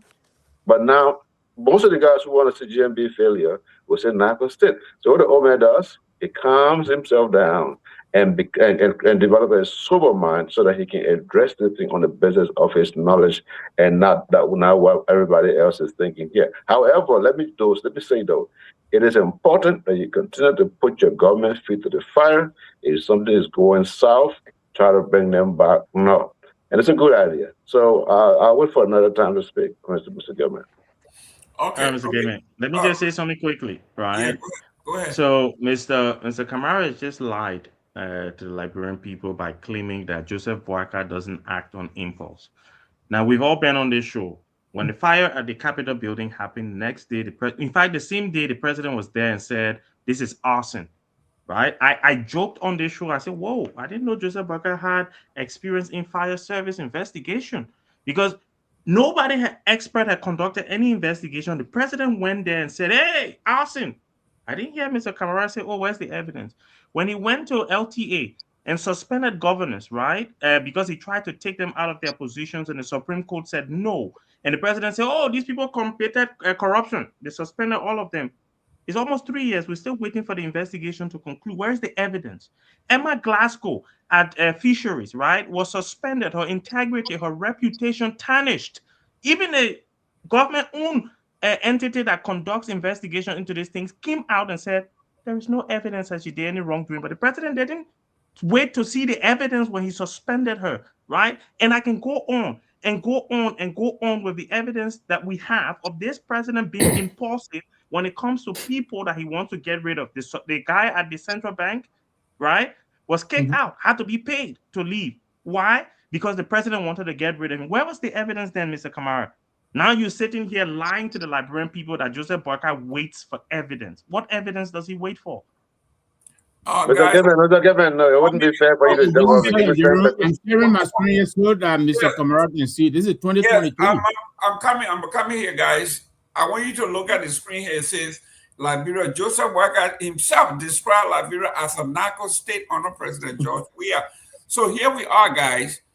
Kamara, you were talking about we shouldn't talk if we don't have the evidence. Let's not pollute my thought here. I want to address this guy. No. I'm coming to it because your premise was the president operates on evidences. If I use the word evidences, And there's nothing like that exists. and here we are. We are talking about historical text. This is why when you speak, Let me get my 10 seconds, man. most people forget that what we are saying here are being recorded. That 20 years from now, they will be replayed for the position you take. Joseph Boakai, when he was waiting for power, he said Liberia was a narco state. And he took over and got worse. And you But let me defend myself, man. Yeah, go ahead. You defending yourself or you defending Joseph Boakai? It's me. I know it's me versus the whole team. So just give me 10 seconds. Okay? I said, first of all, JMB does not act upon impulse. Yes. Impulse. You disagree with that. He said because Joseph Boakai went to the Capitol building and said stuff. He didn't act, he spoke. Those who acted were the police and the court, and they're still acting. So you can't consider. So speech is not an action? 1 minute. Let me finish, gentlemen. Let me finish. I know you guys have zero tolerance for this. Why are we doing this for Liberian people? Why are we calling Liberian narcos? Those are your right words. Let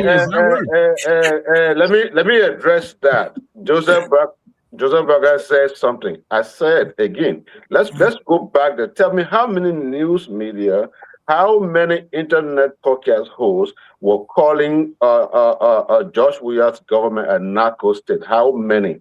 It was not. There was never like this. Well, What? What?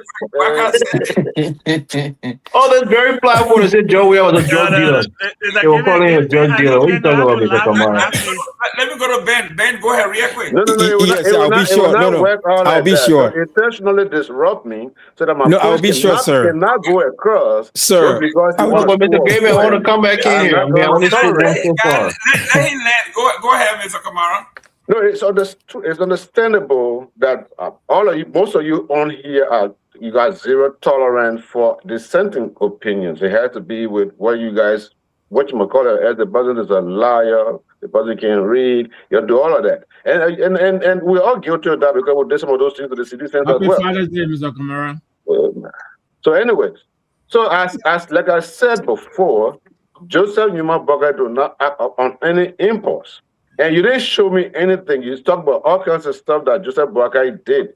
Does that imply that he did it on a simple mere impulse? He doesn't act on impulse. He doesn't act with urgency. That's his problem. He did it because this man fire people. He did it because. Keep quiet for a second, man. He did it because. Then we go to He did it on the basis of what he had in front of him. What did he have now? What did he have? When the investigation starts, nothing. Did he see that the investigators did not see? No, tell us now, because you got access to him. No, I just want to say. When all of you are talking, everybody is polite and listen to that person. When Ali speaks, because Ali supports Joseph Boakai, everybody will disrupt Ali until he will not be able to get a point across. That's intolerance. Good. Ben, real quick, I want to be short. The reference to the narco state, I don't think that should be an issue because it was a question. It's Liberia and narcos. It was a question, so I don't think it was something that declaring Liberia to be a narco state. It was just asking a question. Yes, okay. Then the last thing I want to say on this, the very DEA, this DEA we are talking about that is ill-funded and ill-equipped. I remember there was an incident at the DEA where Mr. Boakai fired the two executives at DEA. So I don't know if we're talking about impulse here. The DEA had two individuals they had, I think, and one of his I mean, deputies, they were fired. All I want to say here, do not praise an administration because they build roads or they fund healthcare. That is part of the government responsibility. I will never clap for a government because they build roads. That's part of the government responsibility. Joseph Waka is being paid. He's being paid to do a job. How should I clap for him? When government has a responsibility, it's a social contract. People elect you, they pay you to do a job, and you are expected to perform. I would not praise Joseph Walker for building roads. I would not praise him for hospitals. No, no, no, no, no. Joseph Walker has to govern. He said he could do the job. Let him do the job. Thank you. What a contradiction. Let me go to Mame, your take. Yeah, thank you very much. When it comes to this drug issue, we got a lot of folks. Let me brief. Yeah. So I mean, when it comes to this drug issue, I can see that Mr. Kamara is all over the place. And Mr. Kamara, just the other day, exactly what Mr. Budi said, I said it. Mr. Bwaka or President Bwaka is very impulsive. He's not a person who waits for decision when it comes up with. He doesn't take a decisive action or makes a positive or constructive decision when it comes to the opposition or anybody that he doesn't like. When it comes to people that he likes, he slow walks it. When it comes to people that he doesn't like, he fast G's it. But you know, history has a way of promoting non-entities to positions of relevance. You have a lot of people in the government that are just historical gate crashers. They have come to this government with an intention to steal. It's a government of looters. And a lot of them are only taking advantage of the weakness of the president. Look at all that kind of cha. Nobody can respond. No, hold on. You said people should not interrupt you. Ali, don't interrupt. Don't interrupt me, Nah, please. Ali, you should not interrupt. Okay, I will not interrupt. Yeah, it is a Go show ahead. of incompetence. It is a show of incompetence. I'm not insulting anybody. What we are seeing is a display of incompetence at the highest level. Something will happen since the if. Today, the man just turned himself in. Where were the security forces? How have they been proactive in terms of arresting or bringing those to? You gave us the name of 6 persons. I mean, you refuse to give us the name of 6 persons. Those people are yet to be identified. One man turned himself in. You didn't go arrest him. So what I'm trying to say is that the system is gullible. From the presidency all the way down to the dog catcher. Gullible and vulnerable and compromised. You understand? So that's the reason why drug is proliferating. This is a crime against humanity. We should consider it a crime against humanity for people to come and use Liberia and look at the youth, our generation. They are destroying our generation and they're taking it for they're playing games. You understand? And the government only comes for photo op, showmanship at the detriment of the masses. And this has to stop. So we have to step up our game in terms of fighting drugs. That thing where he went and did drug tests was not anything serious. What they need to do is to properly fund institutions, equip them with what they need to be able to fight drugs. In fact, we need an international system. We need an international alert so that it can help us to identify where these drugs coming from, how they are going, and all of those that are in government that are involved with this particular drug transaction. Because you're talking about 19 million, it's just the tip of the iceberg. If you really dig behind this thing, it's more than that. But how can you be able to get it? Because people are being bribed $1 million in a country that you live on less than $1 a day. This is what is killing us. And if we're not careful, this is what's going to destroy the next generation. And we're taking it for a joke. The president is not taking action. He's not even speaking. He called a speech from every one of us. This has to stop. Thank you. Elvis. Yeah, look, in all fairness to the president, right, or his presidency, we have seen more activities when it comes to fighting drugs in this administration than the previous. We have to give him credit for that.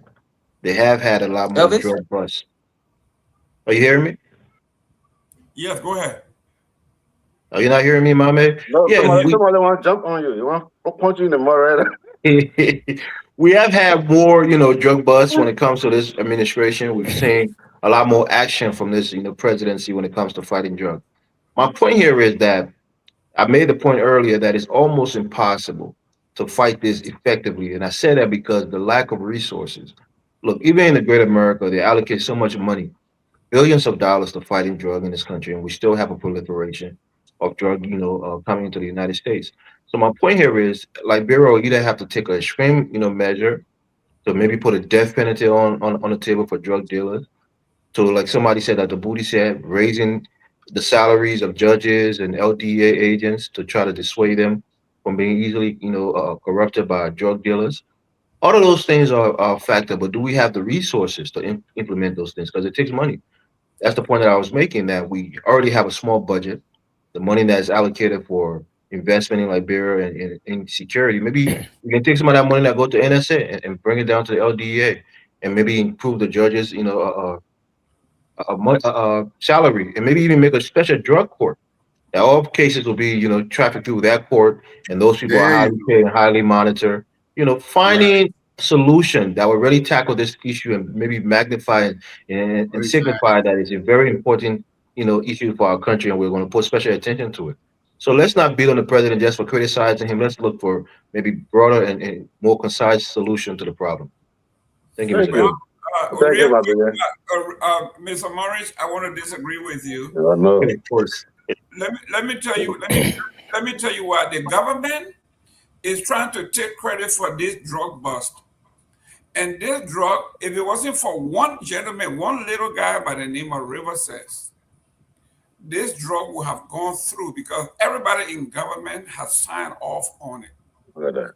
And from the video recording that we are seeing, several of the shipmen have left the country already.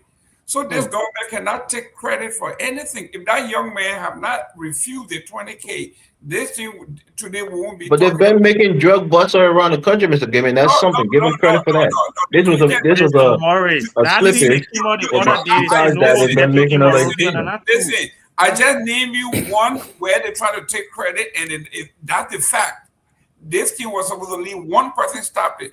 You said that drug was all over the place, but you didn't name, you didn't give me dime, you didn't give me Yeah, time. now you need name and die and all that. It's so Ben, dishonest. go ahead, Ben. Yeah, guys, sorry, I have another meeting I have to leave, Yes, but I just please. want to say You're this. closing it. Let's go. I just want to say this. This is no way an endorsement of George Weah or the CDC. I want to say this: the Unity Party government cannot be compared to George Weah administration. George Weah administration was the most corrupt, the most incompetent, and I think it was the worst thing that happened to post-war, Liberia. So there's no way an endorsement. But what we are saying is, after Joseph Walker administration, Liberia needs to take another turn. I don't want whoever the other individual on the other side to think that somebody's endorsing. George Weah. George Weah was a terrible mistake that should never be repeated in Liberia. So I want to wish this administration well in terms of their drug fight, but I want them to do more, because this is something that you have to be proactive. You cannot be reacting.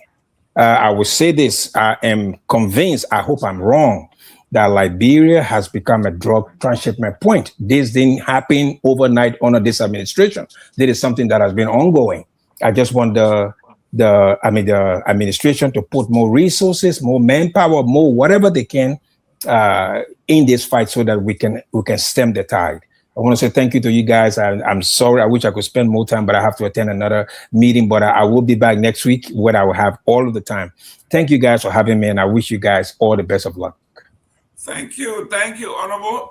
Real quick, let me define what the definition of a narco state, and you agree with me whether it is true or not. It's, according to they said, Oh my God, narco gotta state go now.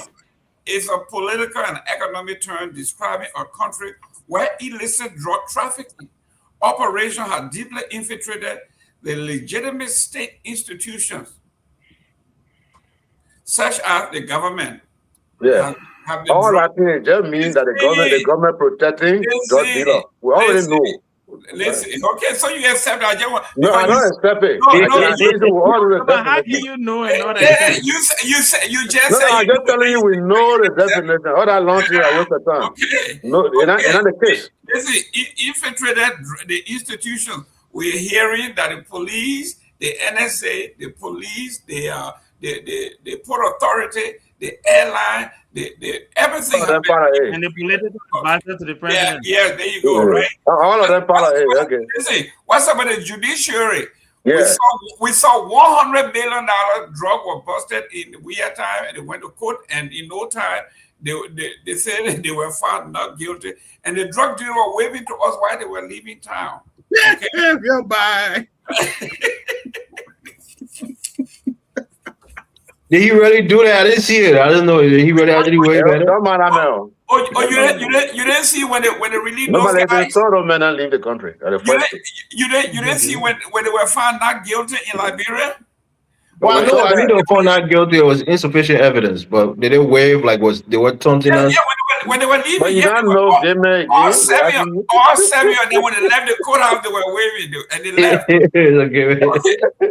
Guys, listen, it's 6 o'clock. We have to leave.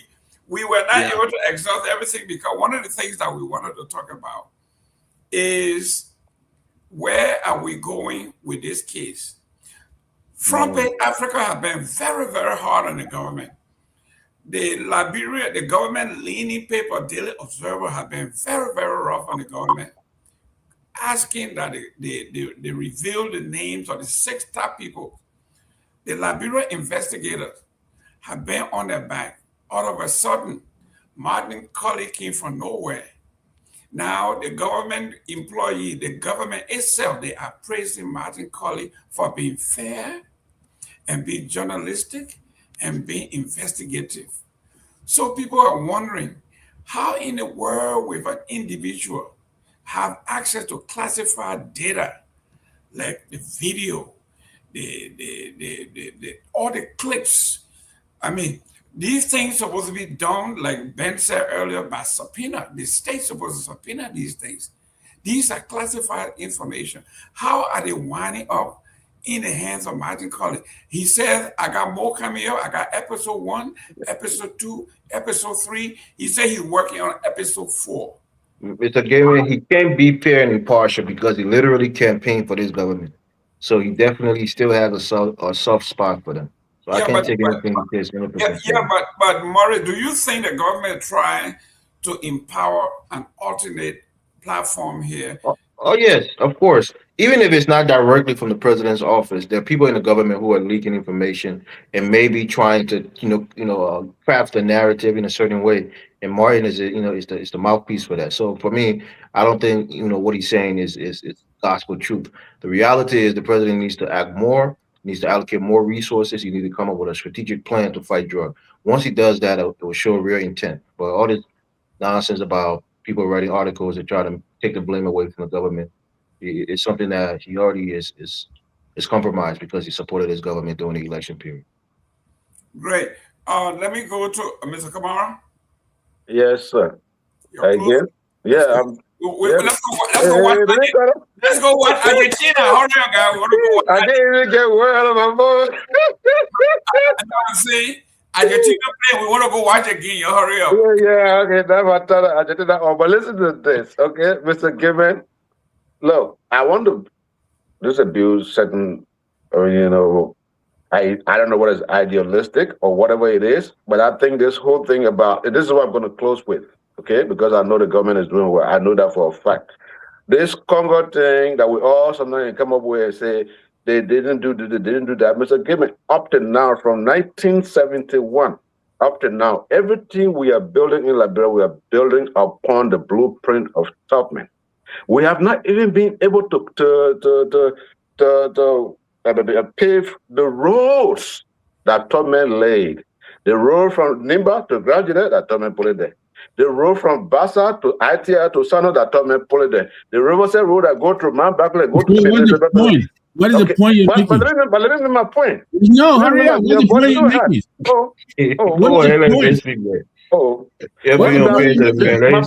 My point here is we try to demonize, what some president did in the past just because we have a certain feeling. Yeah, we do understand that bad things did happen at that time, but bad things happened in 1989. Bad things happened in 1985. Bad things happened in 1980. So bad things happen. But everything, my thing is, if we must put our mouth on these people, we must have something to show for it. And the road with Kevin, the road Joseph Braga making falling from Monrovia to the Sierra Leone border, it was put there by Tubman, Dokin, and Peve. Joseph Braga making it, everything you're doing is a Tubman roadmap. So in as much as we criticize them, Let us talk about some of the good things that they too have done. Bravo to JMB, and you must be grateful to have Joseph Boakai as your president. You, No, Mr. Gamer. Give me 1 minute. Let me ask a question here. So the drug Mr. problem Anderson, I quote you has now. Todman started the drug problem? Is that what you're trying to say? Todman started the Yeah, drug problem? yeah, Hey, Todman did. JB added on to it. We You added can't on come to with it. me, JB added on it, making it full in highway so they can traffic more drugs. I just sat here and saw the wasted time. What were you trying to explain? Todman About did role one. that somebody did to how? Listen, I'm part of the cheering squad. Todman did 1 kilo, and Joseph Boakai did 33,000 y'all, kilos. y'all know, y'all know, I know you guys are very smart people. Y'all know why I spoke the way I spoke. Go Dr. ahead. Booty, Dr. Booty, you're close. Yeah, you got booty coming straight from me, so you gotta choose booty first. No. I think, look, obviously, the president of Liberia, happy Father's Day. Happy Father's Day to all Liberian men back home and in the diaspora. What I want to say on the issue is that, look, we live in a new world where a lot of dads, statistics shows are trying to be fathers, and sometimes the system and other issues make it difficult. All I can say to you is the children need you. Even if you and the partner could not make it, don't give up. Don't let the strains and stresses of the system beating on you let you walk away from this important responsibility of looking after your children. As all of us indicated on the show, our fathers were role models for us. Even in Mr. Nangbe, who lost his dad early, had a father figure in his life that laid that foundation for us to sit on and build on and be the people that we are today. So please, if you're a dad and you're going through whatever difficulties in terms of accessing and supporting your children, don't give up. Keep fighting, because it's very important for society's sake that we fight for the children and do whatever it is that we need to do. On Liberia, we will always come here and try and speak truth. And sometimes, for certain individuals, that can be very like hot water, we'll say in Liberia. But we wouldn't give up. All right, we'll keep speaking. The drug issue in Liberia is being mismanaged, as is everything else with this government. This president, I felt, even when he was campaigning, was not right for our country. Not because he's a horrible human being. I don't know him to be like that. I don't know him as an individual. But because I didn't think he had the capacity to lead Liberia. I felt that he was selfish, that he was running to be president just for the name. Oh, Ellen can be president, I can be president too. Right? And now we're seeing that unfold because he does not have a clue in terms of how to run a country, right? You can't stay in a system for 40 something years, not leave. You were there all along. You've seen Tottenham, you've seen Tolbert, you've seen Dole, you've seen Taylor, you've seen Johnson Sirleaf, you've seen Weir. That's 6 different presidents. And Judith Bryan and Amos Sawyer, we can add them to it. 8. And you didn't learn from all of their mistakes. And you came and Congo man said you're All doing kind of worse. stuff I can go on this Right? show. You're doing worse than the other people that were there. You saw 8 leaders and you still did not learn from them. But you left out Right? Barkley. You were born Barkley time. You see, but I will stick to the 8. So at the end of the day, we hope. Look, 3 years is a long time. And if this president can change trajectory and start to do right by the Liberian people, he can achieve a lot of things in the next 3 years. A lot of things. He can get a handle on this drug problem. He can improve We're very unemployment proud for of our young people. president. He We can know he's improve doing on well. jobs and healthcare for our people. He can develop this country to a point that Mr. Morris and myself and Mr. Mame will go home like Mr. Gabe and Mr. Nangwe do and be proud. Like go there and travel. Or let someone go can't move from Morris because we're scared to go outside. Now let Mr. Gaben and because Mr. Gaben and I live life already, so don't worry. Some of us stay young. We won't go far for the No, city. the Funny how minute me the minute won't part to come the back. fire, why they can go all the places. Yeah, because we won't go far from wherever someone suddenly catch you, mosquito bite you, get medicine. We won't be able to go all So your money can be individually. enough to go around the Yeah. country. Just say your money can be short. No, Mr. Kamara, not poor, right? It's I'm a not poor. it's a now where Yeah, with it's not given my as money. those they can go in and Yeah, see what I don't know what we're friends of. I just came back from a trip to Nigeria. I was in Nigeria for the last 2 weeks, traveling all around Nigeria, right? So I'm not poor. Thanks to my father, I'm not a poor man. But no, this president has more to do. We pray that he does it. And look, great show today, guys. Happy Father's. Sorry for taking too long, Mr. Kamara kept interrupting me. Thank Happy you for Father's Day to all apologizing. of you. Talk to them much. Mr. Morris, happy Father's Day to you as well. I hope you got some gifts and all of the guys. You know, I'm it's experiencing lovely. Always technical when I come here, I difficulty. enjoy spending time with you guys. I really do.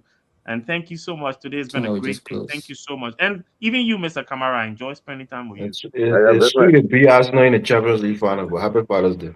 Thank My you. brother, that's the problem with Chelsea. You know, Chelsea problem is Yeah, I don't can I know. just No, close? no, no, no, no, No, no. no, Pass the ball, but pass the the ball. reason, It's all Mr. right, David, it's all free. let come It's all free, it's all free, it's all the free. reason Pass I the don't ball. listen to Mr. Nangwe, I'll talk to you because you are the sane one here. The reason I don't talk to Chelsea fans because they are criminals, right? Oh, Hello? All of Chelsea's What kind of guy successes, is that? all look, of Chelsea's. look, Hold on, I'm being honest.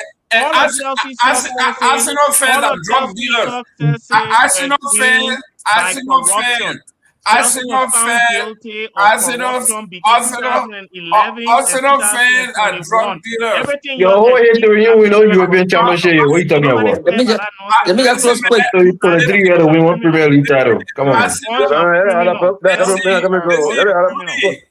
Booty, Arsenal fan running Liberia and they're selling drugs. Let's go close, my mate.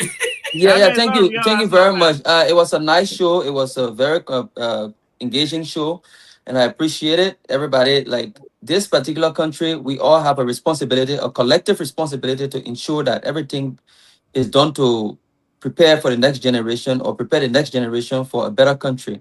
And so when we criticize the government and we have cheerleaders coming here to tell us that we are antagonizing the president, it's something that is baffling because this very president called this, but the previous government a narco state, when drugs were proliferating. And so today there's only a question, it's not a statement. It was a question. Is it a narco state since last year, or I mean last election or last government, the current president called the country a narco state? Can we now use his own gauge to consider his government a narco state? And they say the question is irrelevant, the question is unnecessary, the question is unjustified. But like we said, our generation is being destroyed. They are committing crime against our generation. And we have a responsibility to speak up. We have a responsibility to hold the government accountable. This government has a responsibility, and the president is the commander in chief. He's the head of state. He has to be more robust. He has to speak up. He has to take actions. He has to make sure that this drug crisis is put under control before it takes away our next generation. And so, happy Father's Day. May God bless all of you. I think I will try to get a new laptop before the next show. Thank you very much. God bless everyone. Thank you. Elvis, Happy Father's Day, everybody. Let's go watch the game. It's a gift. great. Victor, take us home. I'm sorry, I was muted. Happy Father's Day too. And yeah, hats off to Ivory Coast. They led Germany throughout the entire first half. Yesterday, I was shocked.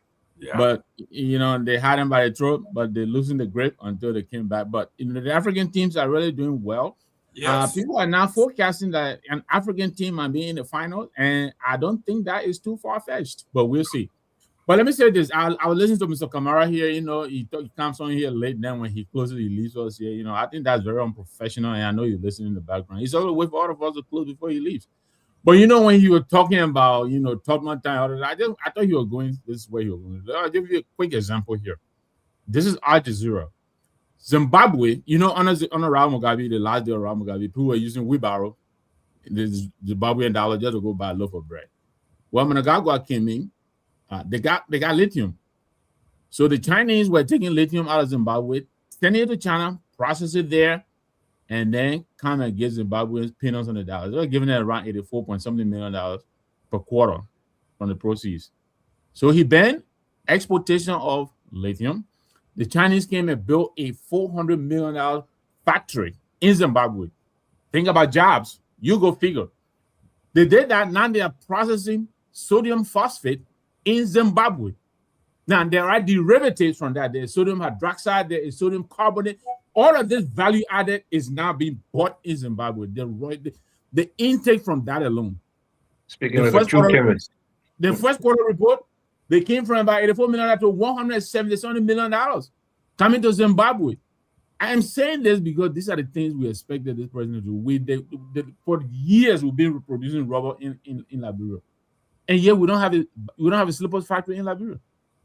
What is stopping us from taking notice? I can go on. Dangote, Nigeria, fifth largest oil producing country. For years they were exporting crude oil. Now Dangote is now refining oil in Nigeria. You can't think about the millions and billions that are now coming to Nigeria. These are the things we're looking for to our leaders. This is when I say the president needs to step outside the box. This is the thing I expected him to come in with. We don't see that happening. It really so frustrating and annoying and so upsetting, you know? But they don't want us to talk about it. Every money you get at UP trolls are all over the internet killing us. But, you know, it's been a great show. Let me not hold you up. You know, let's go and watch the game. But this is a government that came with so much expectation. They're supposed to be the big boys. The weird people where they play for, you know, Eugene, now we're there eating lobster here in Cemetery and all that. They're supposed to be the big boys. And they came on here and they're doing worse than these kids were doing. And they want us to come on here and praise them every day. For what? But have a great Sunday.